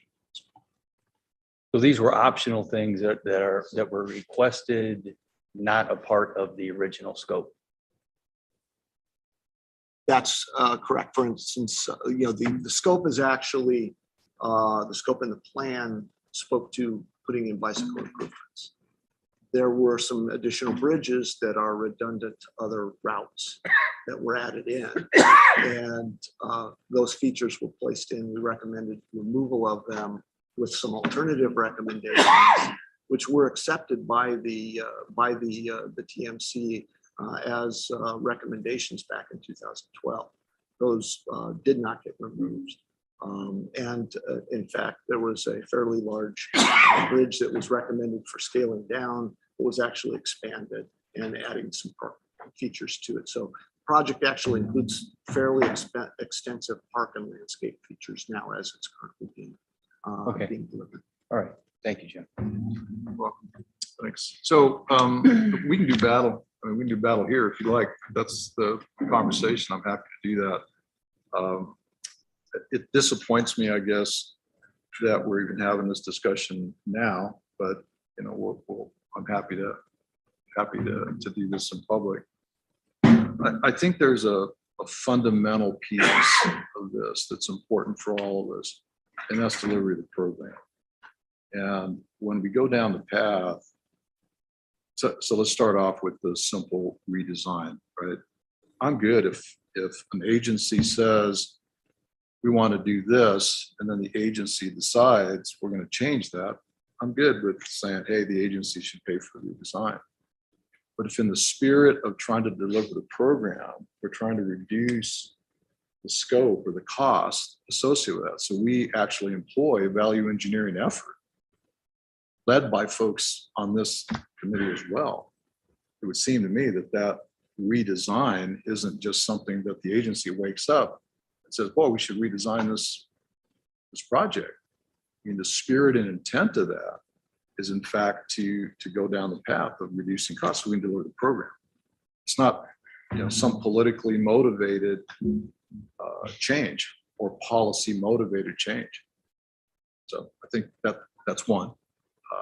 Two, and I've mentioned this before, mentioned this over the last 7 years. The reality of our delivery of the program is making sure that what we deliver resonates with the voter, public. And so when there is, quote, a redundant access point, well, it might be redundant to a group of folks that sits around the table and says, you don't need that. But to the property owners and the residents, et cetera, et cetera, et cetera, that's an important component of connectivity. All of a sudden, there's a conversation. Do we need that in order to deliver the program on a macro scale? And so, and by the way, I'm not suggesting in any way that we should violate code or law or any of that. I'm just kind of simple-minded, right? How do we deliver the program on a macro scale? And when we start splitting hairs, and I know what the four are, sewer relocation, we'll go to the mat on that, and we'll say, hey, let's talk about utility relocation costs associated with the project and make sure that we have a thorough understanding of all of the projects within the region up to this point where we have funded that. I'm good with that. Let's just, check ourselves. And if all of the prior projects follow the same rule and thought, I'm good with that. Let's have that discussion. I think when we talk about landscaping and expansion of that, again, it's delivery of the program. And there's no motivation on my part or on our part to suggest that we want to shirk our responsibility or shirk funding. We have actually designated $4 million of impact fee, by the way, which hasn't been collected. To date, we've got $1.8 million in the bank. I'm happy to write that check. I just wouldn't cash it yet because it hasn't come in yet. So I think as we start looking at this, the delivery of the program on a macro scale, that's really the focal point. So I have no incentive to not, to shirk that responsibility. But if we're going to split hairs, I'm good with that. Let's go back and we'll split hairs all the way down. And we'll dissect every single opportunity that there's been since the inception of the RTA back in 2006. I think that's the conversation. And to me, it's a waste of time as opposed to just trying to figure out how we move forward. And oh, by the way, 11.6 million is what we identified today as our shortfall. As you heard in all the presentations before that, costs are increasing daily. So it's highly likely that I won't have that $4 million because those escalations in cost. So to my way of thinking, that's the conversation. And if we want to split hairs, I'm good with it. If we want to do battle, I'm good with it. But ultimately, I signed a contract based on my expectation that we would be able to resolve this. Apparently, here we are. I've got iron out there down the road that's churning up dirt, and I still don't have a resolution of this. So we can have all the public conversations around this that you all like to have, but I just don't see that as being very fruitful in terms of how we address these issues going forward. And I can tell you, it's not just me. We're going to all deal with this going forward. I mean, and I understand when budgets get tight, scrutiny gets a lot stronger, and everybody, we have to get the microscope out. I get that, and I'm okay with that, but that's just how I see it. Other questions or comments from anyone? Mike, I don't disagree with you about fairness and how have we been consistent? Consistency is important. And so I think that's a fair question to ask. Have we done this before? Where? Have we paid for this additional landscaping? If so, where? If we haven't, then we haven't. And then it's something that becomes, well, nobody else has gotten it, why should you get it? And that's a fair, that's fair as well, But you mentioned, so just clarify for me, you mentioned that the expectation was that the shortfall would be covered. And I remember you mentioning based on a discussion with the mayor and council, whenever that was, last year, or 2 years ago, or whatever. I'd like to know kind of more in detail. What was that discussion? How did you base your assessment? What was the final action? Like, what was the result? Give me context as to what was brought forward. What was the understanding at that point? So that I have a better understanding. Sure, happy to do that. So let's go back a few years, and I'll start with the landscaping comment first, because I think it's important. The context of that's important. And my point 5 years ago or better was the delivery of the project is what's important. It's not that I want to put a bunch of decals on it and ornaments on it. It's what is going to resonate with the public / voter.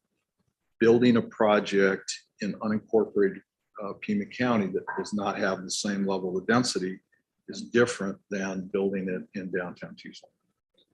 I think that the delivery of the program is what needs to be fulfilled.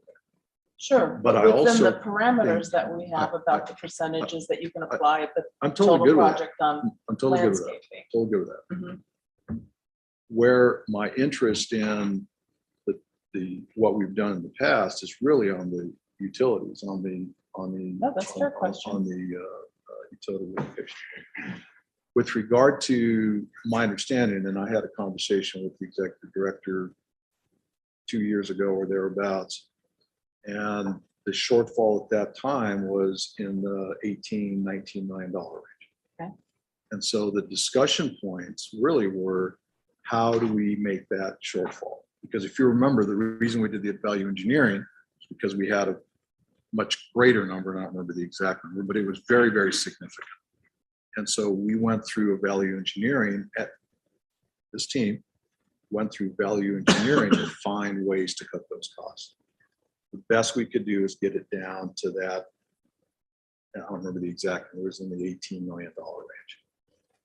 So at the time, partnering with Pima County Flood Control District, looked at how we may be able to utilize flood control district money to put towards the project, specifically because of the floodplain, I'll call it value, downstream of this project. And Mr. Huckleberry agreed, and so we went down a path and we were able to do that, which made up that shortfall. I remain concerned about that difference, that $10 to $11 million. And that's when I understood, don't worry, we'll figure that out as time goes on. And when was that? Was that It conveyed was 2 years publicly ago. or privately? No, it was private conversation. Okay, You asked me the all right. context, I'm giving you the context. No, that's fair. That's why I'm asking. Based on that, I had confidence that we would figure it out. And so we go down the path and we execute contracts. We start moving that forward. I learned a valuable lesson there. We'll make sure that things are in writing and that we have clearer understanding, because that verbal discussion is not, at the end of the day, is not full of fruit for me, because here we are having this public discussion, right? And I've got contractors that are out there working right now. That's the fundamental and bottom line concern. And so how we get to that, and I can also tell you, Executive Director got in front of the Mayor and Council 5 years ago and assured them that there would be opportunity to deliver the program. And I think it's probably time to have that discussion again in public. If that's what we have to do. How much of the city's money is going to this project? So right now we have like I mentioned, we got $4 million, and I'll say as a minimum per round. Is that the 4 million for the impact fees? Okay, is that enough to cover the deficit? That is enough right this minute. If we have $4 million, it's just on a sheet. Cash flow. You're talking about I've got cash one flow. point. I gotcha. And I will tell you that if you look at the detail of the December 20 report on impact fees, it's very clear in there that that's the expectation and hope and the projection. Yeah. But when you look at the entirety of the impact fee pot, I got $1.8 million there. By the way, we have publicly stated and committed all impact fee dollars for roads will go towards the RTA. So it's not like I'm holding back money to go do some other project. It is the spirit and commitment that's been made by the city of Tucson to pledge those dollars. The problem with that is we don't have the type of revenue coming from those that we thought optimistic. So just again, for my clarification, you were, let's say, hoping, expecting to contribute $4 million to the project. That would, as a minimum, that would close that gap, presumably, completely.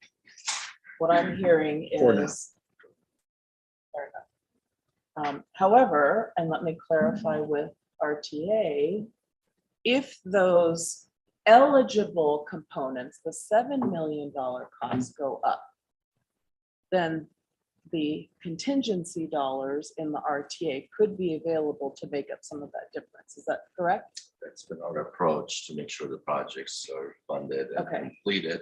That's why we set aside that line item for these kind of things. So it would be the other. So the recommendation currently, based on the information we have to the board, is that only 7 million plus some changes needed, because the additional 4 million will bring us up to that 11 million plus change. And you actually have a contract, so at least we've got some firm numbers, not including change orders that come up, and I get it, that's all, that's life, that just happens. But, so I think what I'm hearing, and you can correct me if I'm wrong, is that your impact, the impact fees aren't coming in as attributable. Correct. You're not sure over the life of the project, 'cause this will take a couple of years to get done, won't it? We're just shy of 18 months. 18 months, okay. And you're not seeing that in, and so, and you have no other revenue source to make up that difference. But you had always intended to apply $4 million. Absolutely, absolutely. Okay. That's not been in question, and I think Okay. the concern, Mary, just to interrupt you, I Yeah. think the concern is if we don't have it, and our request was actually more than 7 million. 7 million has been what is recommended by the RTA staff. My fundamental concern is those impact fee dollars don't come in, and we're in trouble, number one. But number two, and I think more importantly, the entirety of our impact fee program for roads is pledged to the RTA, which I'm good with. We've got other projects, some of which we're going to talk about here in a bit, that are now going to be even more short. And we're trying to bring this up now versus waiting until down the road. That's right. The $1.8 million is not the total balance of your entire transportation. That is our That's total what's dollars allocated right now. to this project. No, that's what That's we it. collected right now. Okay, okay, that's, sorry, thank you. Appreciate that. Are there other questions? Can we just hear from staff? So Mike brought up this, let's call it, different application of the rules in previous projects. regarding utility relocations.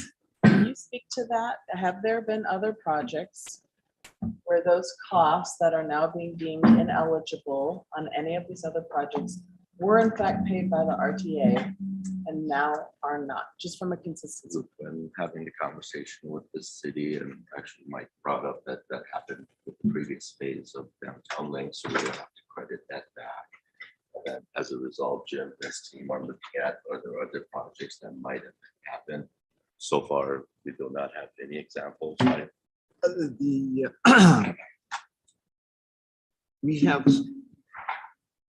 We have not identified additional instances.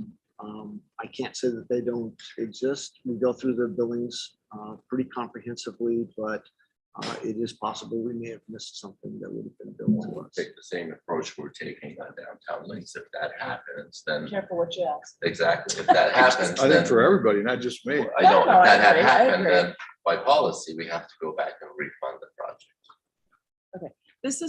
That part is policy, not statute. Actually, prior rights, that's statute. That's, Prior rights is statute. if you don't have prior rights for a utility, you should not spend transportation dollars. You just said for should, relocation. should or shall? I don't have document in front of me. You shall I not. just, you shall not? You But shall by not. definition, again, the intent of the law is transportation dollars are for transportation, utility dollars are for utilities. So a private utility or a public utility should pay for their own expense to relocate utilities within public right of way. The public and the taxpayers should not spend tax dollars on a transportation district to relocate utilities that do not have prior rights. That's the intent of the law. Okay. Sorry, I had one more question and I'm sorry. it escaped me. So there are, and by the way, I agree with you on the redesign costs. And I had that conversation with Farhad even, and I get there's a policy on it. But if in fact it's something that's supporting the RTA project, what is the total cost of that ineligible expense for this project? $527,000. $527, okay. It's a policy of the board, but the board policy could, the board could change or provide an exception in that case. And in this case, $7 million would be spent on everything that's eligible. Right. The balance of it, we don't have a say on that. So that's the where the $4 million comes from. Right, no, so the 500 and change is included in the 4 That could million. come out of the 4 million. Yeah. Yeah. So no, only I- RTA dollars are following RTA policy and laws. Is it a law that we can't pay for redesign? That one is a policy. That's what I thought. That one's a And policy can be changed by the board, by the governing body. Correct. And Okay, in this that's- case, you pay for it out of the 4 million, then it's not non-issue. No, I understand that. I understand. Mike, what are you proposing in terms of, I mean, I am one who believes in consistency in application. I think that's only fair. We've had to put in impact fee dollars and other things for, I know Marana has, I know Sahuarita has, I know Pima County has, And the city of Tucson. and you all have as well. And so I think there needs to be a certain level of consistency in that. And we need to acknowledge it, whether we get the money or not. If that's part of, you know, the responsibility. If we want to recommend, and I wasn't here when the recommendation or the policy change was on, we're not going to pay for redesigns. And so I'm sure there's a backstory to it, and that's irrelevant. But I do think that should be considered deducted from the ineligible and added to the eligible expenses, in my view.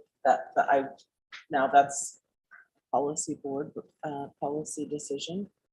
In terms of, you know, the other ineligible expenses, as if they're applied consistently across the board, as much as I think the project is great and I love it, I have a tough time sort of deciding the rules are different in this way than they are in this way. And I think that's the difficulty of being on this board when it comes to application, you know, we'll call it the peanut butter approach for lack of a better word. So that would be my, I don't know how if anybody else wants to weigh in on that conversation before we figure out what a motion is gonna be. There's no motion, it's a Okay. discussion. That's why I mean, I Perfect. That's even appreciate, better. maybe they'll listen to you more than they listen to me, but at this point, I think it's really an opportunity for, it sounds like the RTA staff to present to you all where we're at. And so I'm happy to talk about that. We'll talk about it all day long, but 18 months from now, delivery of the program is really the key. So again, Mr. Chair, believe as long as all the funds committed to the project and based on today's estimates, that we can complete the project. And that's really the fundamental question is, are we able to deliver the project? And we believe with everybody meeting their commitments, we can do that. Now, policy issues, that's actually, those policy came through this committee. All those POPs were developed through this committee. And if we want to revisit policy at some point, we'll be happy to put that on the agenda and talk about policy. But for the purpose of this recommendation to the board, we believe it's consistent with the law and the policies. I have a so question. we'll have this conversation again at the board meeting. Yeah, I see that. Shane, go ahead. Thanks, Mike. And I've been intently listening into the conversation. Utmost respect for everybody, as you're a lot more versed on this issue than I am. I didn't quite understand what the role of the management committee was in terms of responding to the board having pushed this back down to us for discussion. If we're not, you said that we're not going to make a motion on this, but we are expected to make a recommendation back to the board. Is that correct, Farhad? Again, if I may, I think it's more of a, because this committee was the committee that developed some of those policies, and this committee has previously adopted some of the recommendations on the technical side of it. You're more than welcome to have that conversation and revisit some policy, revisit any technical issues. But I don't believe the intent was for this group to get into the legal matters or get into the financial matters per se. So if there's any technical issues that you have any questions, I think that's definitely a conversation that we should have. And if there are any policy issues that have already come through this group and you want to have that conversation, that's a valid conversation to have as well. I mean, I appreciate that. I was listening to the board's discussion on this item when Mike, your mayor, suggested or recommended that this item be put back on the management committee, and there wasn't a whole lot of discussion on that. It wasn't like send this back to the management committee and have them discuss policy and come back with a recommendation. I understood that as, the management committee is, needs to take another look at this project. It was more focused on that, if I misunderstood. So I did have that question about why is this coming back to the management committee? It seems like it's already gone through the management committee and now it's at the policy level for the board to make some decision on it. But outside of that, do I understand correctly that we're really looking at a timing issue? We've got a project that's underway. We've got expectations and understandings that we're at the root of that project moving forward. And now there seems like there's a difference in what those expectations are, those funding expectations. But if the deficit is some $11 million and RTA is saying, hey, we think 7 million of that is righteous, it falls under our purview based off of our policies. The delta is 4 million. Tucson is committed to 4 million, but the 4 million hasn't been realized yet because it's tied to impact fees. So it's largely a timing issue.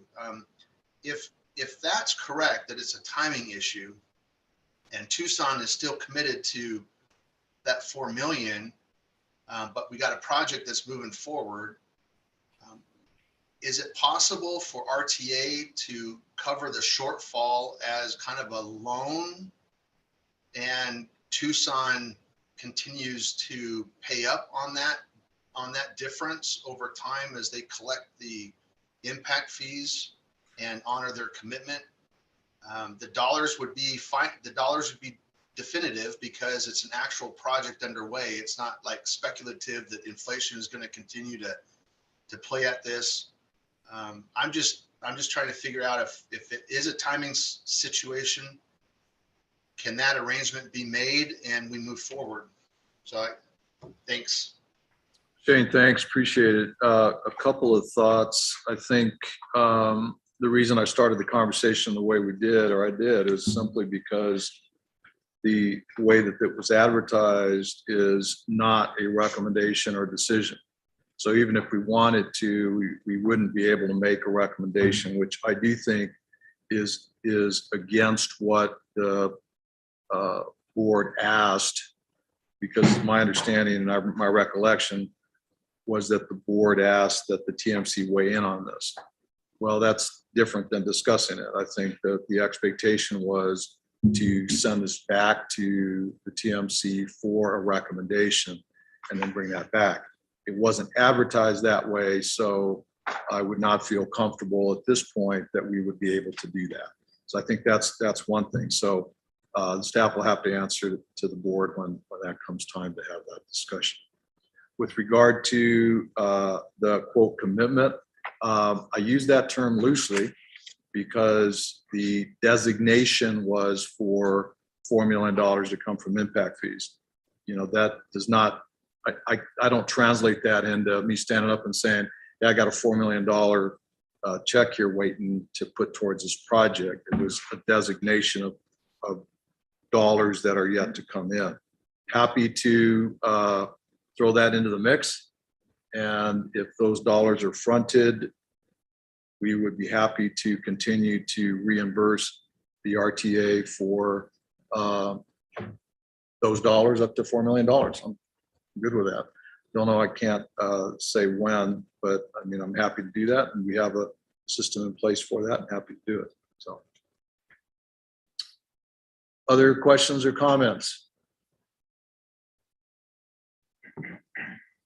All right, I think we've talked through that one. Let's move on to the next one. Mr. DeGrood, you're up again. Okay. Project Review Task Force update. Mr. Chair, the Project Review Task Force has been very busy. They've been meeting consistently since January on a number of requests.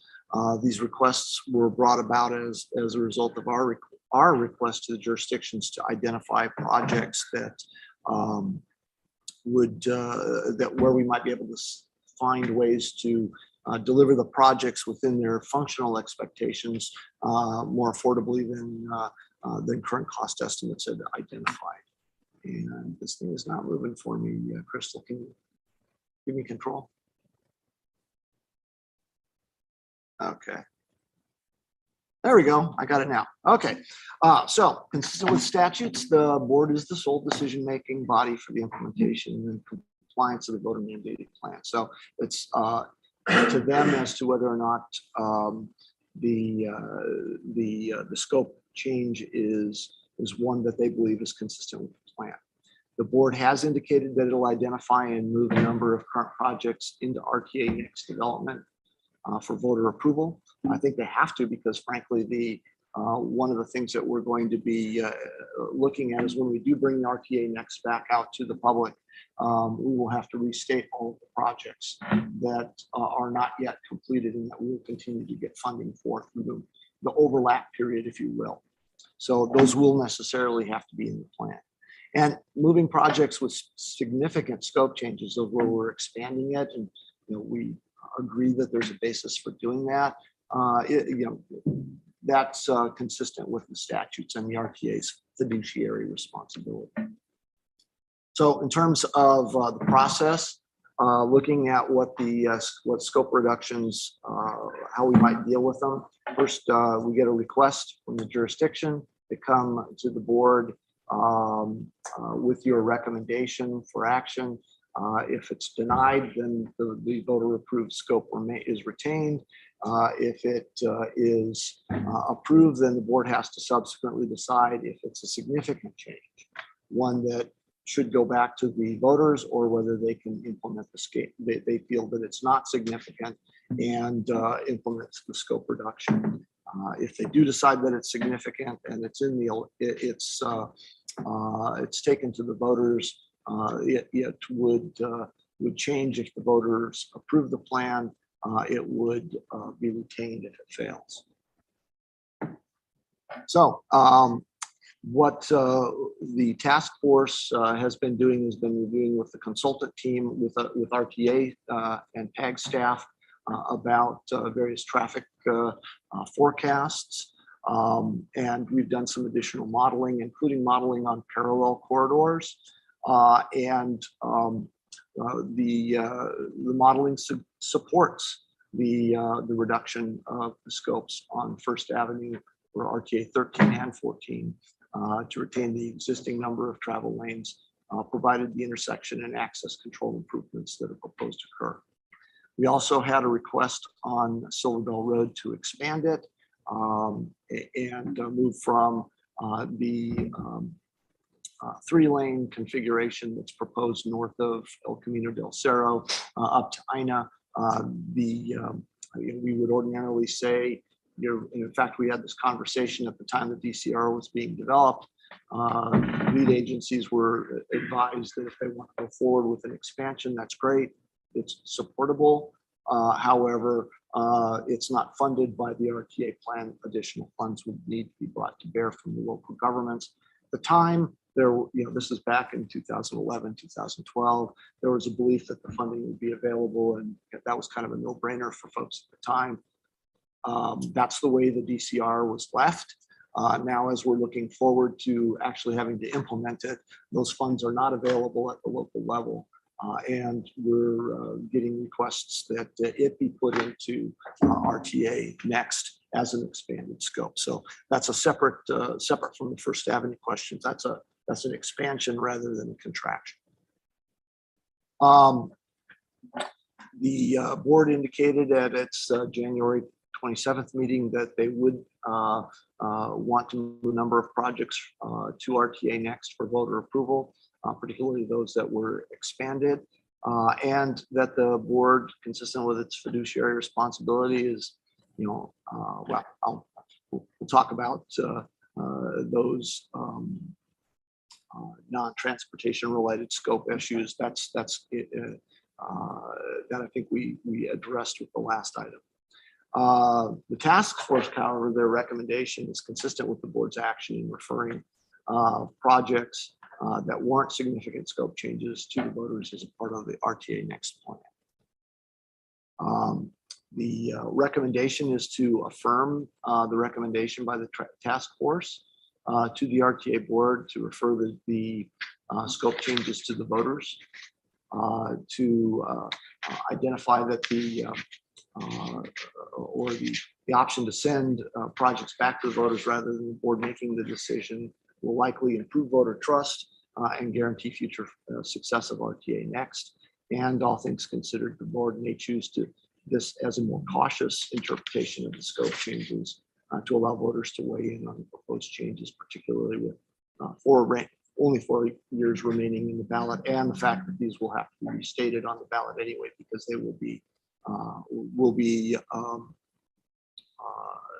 not complete before this RTA Next goes back to the voters. So with that, I think I would ask that the co-chairs of the Project Review Task Force offer their thoughts and comments on it. They did a lot of work. We met every other week since January on these items, and with that, I'd turn it over to the co-chairs to offer their thoughts. Well, I think John could go first alphabetically, plus he's better looking. Well, I think Jim covered the basics pretty well. Really, the emphasis of the task force continues to be on the technical nature of these requests, and I think those are pretty straightforward given the additional information that was generated by the city of Tucson and the RTA staff that the scope changes that are proposed will retain all the functionality, will provide all the capacity necessary, et cetera. So it really becomes a question of how then we go forward with this. And we do make some observations about the city of Tucson's public involvement efforts and acknowledge that those are done as well as they could for a particular segment of a roadway, albeit that they don't necessarily provide for a quote voter acted upon request, if you will, whatever language we used in here. So, but we do leave that as an open question. If you look at our report, we actually say, if voter confirmation is deemed necessary, blah, blah, blah, we do suggest that perhaps the city could proceed with design on an at-risk basis. So that's really kind of the extent of our recommendations. Yeah, relating to what John said, I did read the city's letter, and a primary concern, and I think this might be at the task force, at the project review group as well, is the issue of timing on this. If this goes back to the voters, when will the project, when's ribbon cutting? If it doesn't go back to the voters, if essentially the RTA board says, yeah, we'll approve the 4-lane cross section, when is the ribbon cutting on that? If the answer to that question is that ribbon cutting is at about the same time under both incidents, I would recommend pursuing the idea of going back to the voters, because it gives the city of Tucson an opportunity for additional funding. We noted in our remarks for the grant to a River Road project that there's 2 possible funding issues that are out there yet. One, and this might kind of relates back to interjurisdictional issues, the Navajo Wash. There's a giant chunk of change associated with mitigating some flood issues. And the other was one of my concerns from the get-go, is what do we do with the cross-street intersections, which may have some bearing on what the final project costs are as well. So, kind of speaking for the task force, there are pros and cons of this going back to the voters. One, if it goes back to the voters and it's approved, which I think it probably will, there's a level of confidence that we're doing the right thing. If it doesn't go back to the voters and it proceeds, there's a potential of another revenue shortfall question that somehow might have to be addressed. So as your technical helpers on this, our role is as the project review task force is somewhat easy, because we're primarily looking at the technical issues on this. But this is also a policy group, so we also were introduced to a policy question of should this go back to the voters for their review and hopefully approval on it. So let me just say, we're pretty sure on the first 2 issues we had to deal with, and not quite so sure on the third issue. So that's really up to the body as a whole here. So out of curiosity, and by the way, I appreciate the energy and effort you all put forth on it. I think it's good to have another set of eyes on all the technical pieces, right? And since you're the resident experts in that, I appreciate that very much. Oh, we're just old. Didn't want to get into that, Curtis. But I do appreciate it, because I think it validates the conversation. But there's a more fundamental piece, right? We as agencies and jurisdictions were asked to come up with thoughts on how to reduce scope and costs because of the shortfall. Again, delivery of the program, right? And so we did that. We went through and made, and we spent a lot of energy, effort, and time, and all the things that go along with that, doing this, going through this exercise. And to have the recommendation come back and say, well, that's great, but let's delay it. It's like, time out here. That the idea was we could deliver the program. That was I thought the spirit and intent of what we were trying to do. So that, and I'm not even saying we should or shouldn't. That was not the spirit and intent of what we were trying to do. That's a solution. But I thought it was more about how do we as a team deliver the program? How are we going to figure out ways to do that? Delaying it's one, right? That's one option. But that just fundamentally is a little different. So I was very surprised. And I was, quite frankly, I was surprised to see you all put out a news release on it, press release outlining that. You were We quoted. didn't. You were quoted. Yeah. So I figured, oh, I see. I thought, We didn't. I see. Because that, in essence, preempts, the public's already got that information, as does, in my opinion, preempt the board as well. Well, yeah, our role is really not a decision one. We're, ours is advisory. I kind of look at our group as being parallel to staff reporting to the Planning and Zoning Commission, reporting to the Board of Supervisors. That's kind of where we are on this, and it's not uncommon for the recommendations 2 or 3 levels down in the decision tree to be different than. Oh, absolutely. Here. So, yeah. But what is different is you don't normally see a staff put out a press release on a recommendation on a policy matter that's going to be coming up. So I think that is. Well, you're not looking at staff, you're looking at a volunteer. Oh, here, okay. so I appreciate that. I did not do that. I appreciate that. I just saw your quote. That's why. And Mike, it's worth mentioning, excuse me, that at the beginning, keep in mind, these are the first 2 reports we put forth as a task force. But the beginning, Kurt in particular was very insistent with the RTA staff. We don't want to be responsible for responding to the media or folks outside on these projects, by the way. And so we made that very clear as a task force. Right. So. Yeah, and we have I'm not- sorry to have pushed all those folks to you because you were quoted, so I just kept pushing them back. No, we haven't, I don't, to my knowledge, we haven't spoken to any reporters. And there was a report in the Star last week that conflated some other things in my life with this. And they missed 2 other things. Number one, I do support the birds aren't real. And also this issue of beating my wife. So neither of those were in that article. The report. We scratched obviously that from missed the something. record, so that we don't want to be using that down the road. I think the conversation though about the delay or the pushing it off into RTA next, in my opinion, needs to be looked at in the entirety of the program. That's what I was talking about earlier. I think we have to have an understanding of, because clearly there's a thought, an opinion that there's a change of scopes, so we should go to the voter, right? Sure. I understand that, I'm not disagreeing or arguing that. But there's also conveniently an opportunity to save some money by doing that and make up part of that shortfall.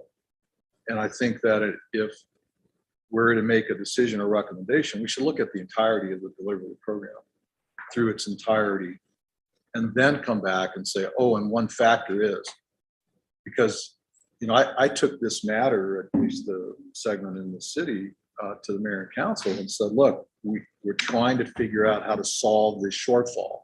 Let's talk about what that looks like. So the context of that, the spirit of that, and my recommendation of that was, hey, let's talk through this, right? Have all the discussions, make a recommendation to the RTA board to consider that. Right? Well, if now we're not going to deliver it under RTA, we're going to wait and do RTA next, that changes the context for me, and I need to go back and have a discussion with them. And that answer might be different now. And that's where I'm just suggesting we need to think about that, because the basis for our conversations here have been the delivery of the program. And I must say that at least 30 times a meeting, right? But it is, that's where the focal point needs to be. So my thought at this point is I think it's premature to make a recommendation about pushing projects into RTA next until we know what the entirety of the program looks like. And I know the county has their thoughts on their projects and that. I'm not prepared to do that. I think that's maybe where we end up, but I think that we have to have a better picture of what this looks like in order to move forward. Well, in support of what you're saying, Mike, as you know, Pima County has requested that its portion of First Avenue be shifted to RTA next. And there's also a 3 jurisdiction project, of which 2 jurisdictions have said, let's move it to RTA next. And there hasn't been a comment from the 3rd jurisdiction as well. Not So yet. it does get a little bit it does get a little bit confusing. And there are some overriding policy issues beyond these couple of projects as well. Yeah, I think it's important to think about that. It's all I'm suggesting, and it's fine for one of us to suggest, hey, let's move it, and I'm good with that. But I think it needs to be looked at more holistically. That's all. That's Mary, I just want to, I think part of our job here as the management committee is to make sure that all options are on the table, right? So what I'm hearing, and I get it, is that somehow the voters need to agree to the change in scope. I think that is what seems to be kind of we'll call it the foundational piece. But the how and the when is another story, okay? And so there's RTA next, and there is, and I'm just going to throw this out, whether or not it gets, trampled all over is fine, but I don't know why we shouldn't be considering specific targeted item to go before the voters sooner than RTA next. That should not be off the table. For example, November 2022, there's no reason why it would be cheaper election. It's because it's already a general election. Could in some ways be a bellwether for us if we do it right in terms of RTA next and interest on the part of the community. And just because it came up, I asked our town clerk, hey, when would the elections people need to get that information? And he was informed this morning that they would need to know ballot language by, I think it was like the first week of September. So it doesn't, we don't have to make that decision today, but we need to have every option on the table, and we need to present those options to the PAG board. Yes, there are pros and cons, of course, to doing projects independent of one another. But if all we need to do is check the box and say to the community, hey, I think about it from a messaging perspective. I'm going to call it as an interim step before RTA. Hey, voters, we're asking you to make this adjustment to this project because we want your trust. It's actually going to cost less. It's going to be a better project, but we don't have the statutory authority to do it. So, but we need your okay. Is this okay? And then they go, what is the message that comes across? You're keeping your word. Oh, you're taking a look at what's actually needed and you're reducing the scope and cost. Like, we get to build on that from a communications perspective, even if it's just one project, even if it's just First Avenue. And the other ones are like, no, we can wait for those other two for RTNX. That's fine, because we still have that ability. This is a communications effort. This isn't just about numbers here. This is about how do we get, Mike, what you said, this is about how do we get this done, and how do we get it done quickly and on time and still check the boxes and still engender the trust with our voters, with our residents. But say, heard you, want to do it, boom, let's move forward and do that. So I throw that out. And I think that since time is short, we need to continue these discussions. And if that is going to be something that the board is going to consider, we're going to need to get a little bit more information, because there's a lot to putting, as you know, putting an item on a ballot doesn't just happen. There's a lot of things to go along with it, but it's not a very expensive solution in the grand scheme of things. We don't have to do our own election because there's already an election and that item just gets added to the agenda. So I throw that up for conversation. Sure. I'm going to piggyback on that. I think it really goes back to something that Kurt said earlier. For RTA next, I think it's important that we include language that allows for more flexibility in some of these things, so that we don't find ourselves in exactly in the situation that we find ourselves in. But I do 100% agree with you, Mary. I think this comes down to voter confidence and assurance that what we're doing is what we said we were going to do. And if there's a way to do that, I actually like the idea. And would support that idea. I think it does make sense. And I think you can utilize this situation and to show the voters that we are true to our word, that we're doing our very best to ensure that what it is we presented to them, we're carrying forward. And when there's questions about that, we're coming back to you and saying, hey, we're making some adjustments here. We're trying to be more fiscally responsible. Things have changed in the last 18, 20 plus years. So there's some adjustments that need to be made. And I think that actually plays well into our favor in terms of establishing further trust in the integrity of the process. I appreciate that. And I think the foundation for those comments are an assumption or assertion that change in scope does need to go to the voter. So there's the, does it need to legally based on what we promised, and then should we, because it's the right thing to do, right? I'm crystal clear, right? Yeah. But I guess my point is, let's not do it as one-offs. Let's do it in the entirety of the program of what that looks like. And what I would suggest is that we delay this discussion or continue this discussion until the next meeting, and then have an opportunity for the rest of these options to be fleshed out and talk through, because I hadn't considered, an earlier ask. I mean, that might be, no, I understand. Yeah, I'm right, clear. a I'm little clear. piece. I hadn't even Yeah. thought about that, but that's why I think it has to be in the context of the overall program, gives us an opportunity. So with that, Be a quick turnaround, Mike. and it could be. And It if could be. we wait for 2 more months until we continue this conversation, I'm not sure it will remain as an option on the table. But I don't think we have to wait 2 months. I mean, I agree. we can have another these meeting. conversations soon Yes. for this topic, and gather folks as quickly as we can in the next week or 2 or month, and have this discussion. I think we would be better served as a group, and our responsibility to provide options. And right now, I think we're limited on what is on the agenda. So I did inquire of the chair, the other chair, not you, the other chair, Jan. this chair, That chair, right, about whether or not we could have an executive session to discuss the legalities, because that's important. And apparently this body cannot. I I'm don't sure think so. Farhad can, which Yeah, I I don't think totally we can. get. But I do think that the board needs to receive that advice. They're ultimately the ones who have to make the decision and have to get that legal analysis, because I agree, we use that ourselves as managers to make decisions and to do a risk analysis and figure out what's legal and what's not. And so I certainly would suggest that our board, if they haven't already gotten that information, that they do receive that in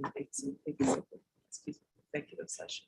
So my suggestion would be to continue the item until we can gather everyone again. I don't know that we need a formal motion for that. Happy to entertain one, but I don't know that we need one. And I think we just gather everybody together, talk through this item, and try to develop those options and come up with some of those thoughts that we're talking through.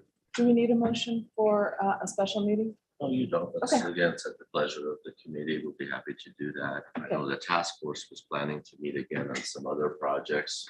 We may even use that date and time to have another meeting of the full TMC, full coordinating task Okay. force. Perfect. All right. Any other comments or thoughts on that at this point? I'm just glad we had this conversation. Are you? Yeah, seriously. I think there's value in understanding, what all the pieces are. So thank you. And again, thanks for your work. I know you're volunteers. Volunteering, that's right. No invoices. You're not getting invoices. Just remind us every single meeting, I'm a volunteer. All right. So just to be clear, we're going to include all the other remaining projects as part of this conversation. So I believe that we need to at least have an understanding of the magnitude of what we're looking at here, so that if we make a recommendation to have a discussion in November with the voters, we know we know what that looks like. That preempts the discussion we were having earlier, because we were talking about maybe September, October. Obviously that won't work, so we're gonna have to do it a little sooner than that. But I think the direction would be to bring back as much as you possibly can to have this more robust discussion on a bigger scale. So the task force has a list that they've been working on, and again, we'll coordinate with them. I think that's a really good list to begin with. But I think it's more than just that list. It's all of the projects. So if if there's some that aren't on that list, make sure that those are. I agree. All I'm saying is that they have a really good list that they've been really looking at it from a more specific technical policy level as well. So they bring that information to the table. As a reminder, the board has already indicated that they want to do that. They want to move a number of projects to RTA next. So this is consistent with that direction from the board. Other comments or questions on that topic? Okay, so you all gather us in the near future and we'll go from there. Item number 9 is adjournment, unless people want to stick around, we stand adjourned. Much as I'd like another 3 hours. Promptly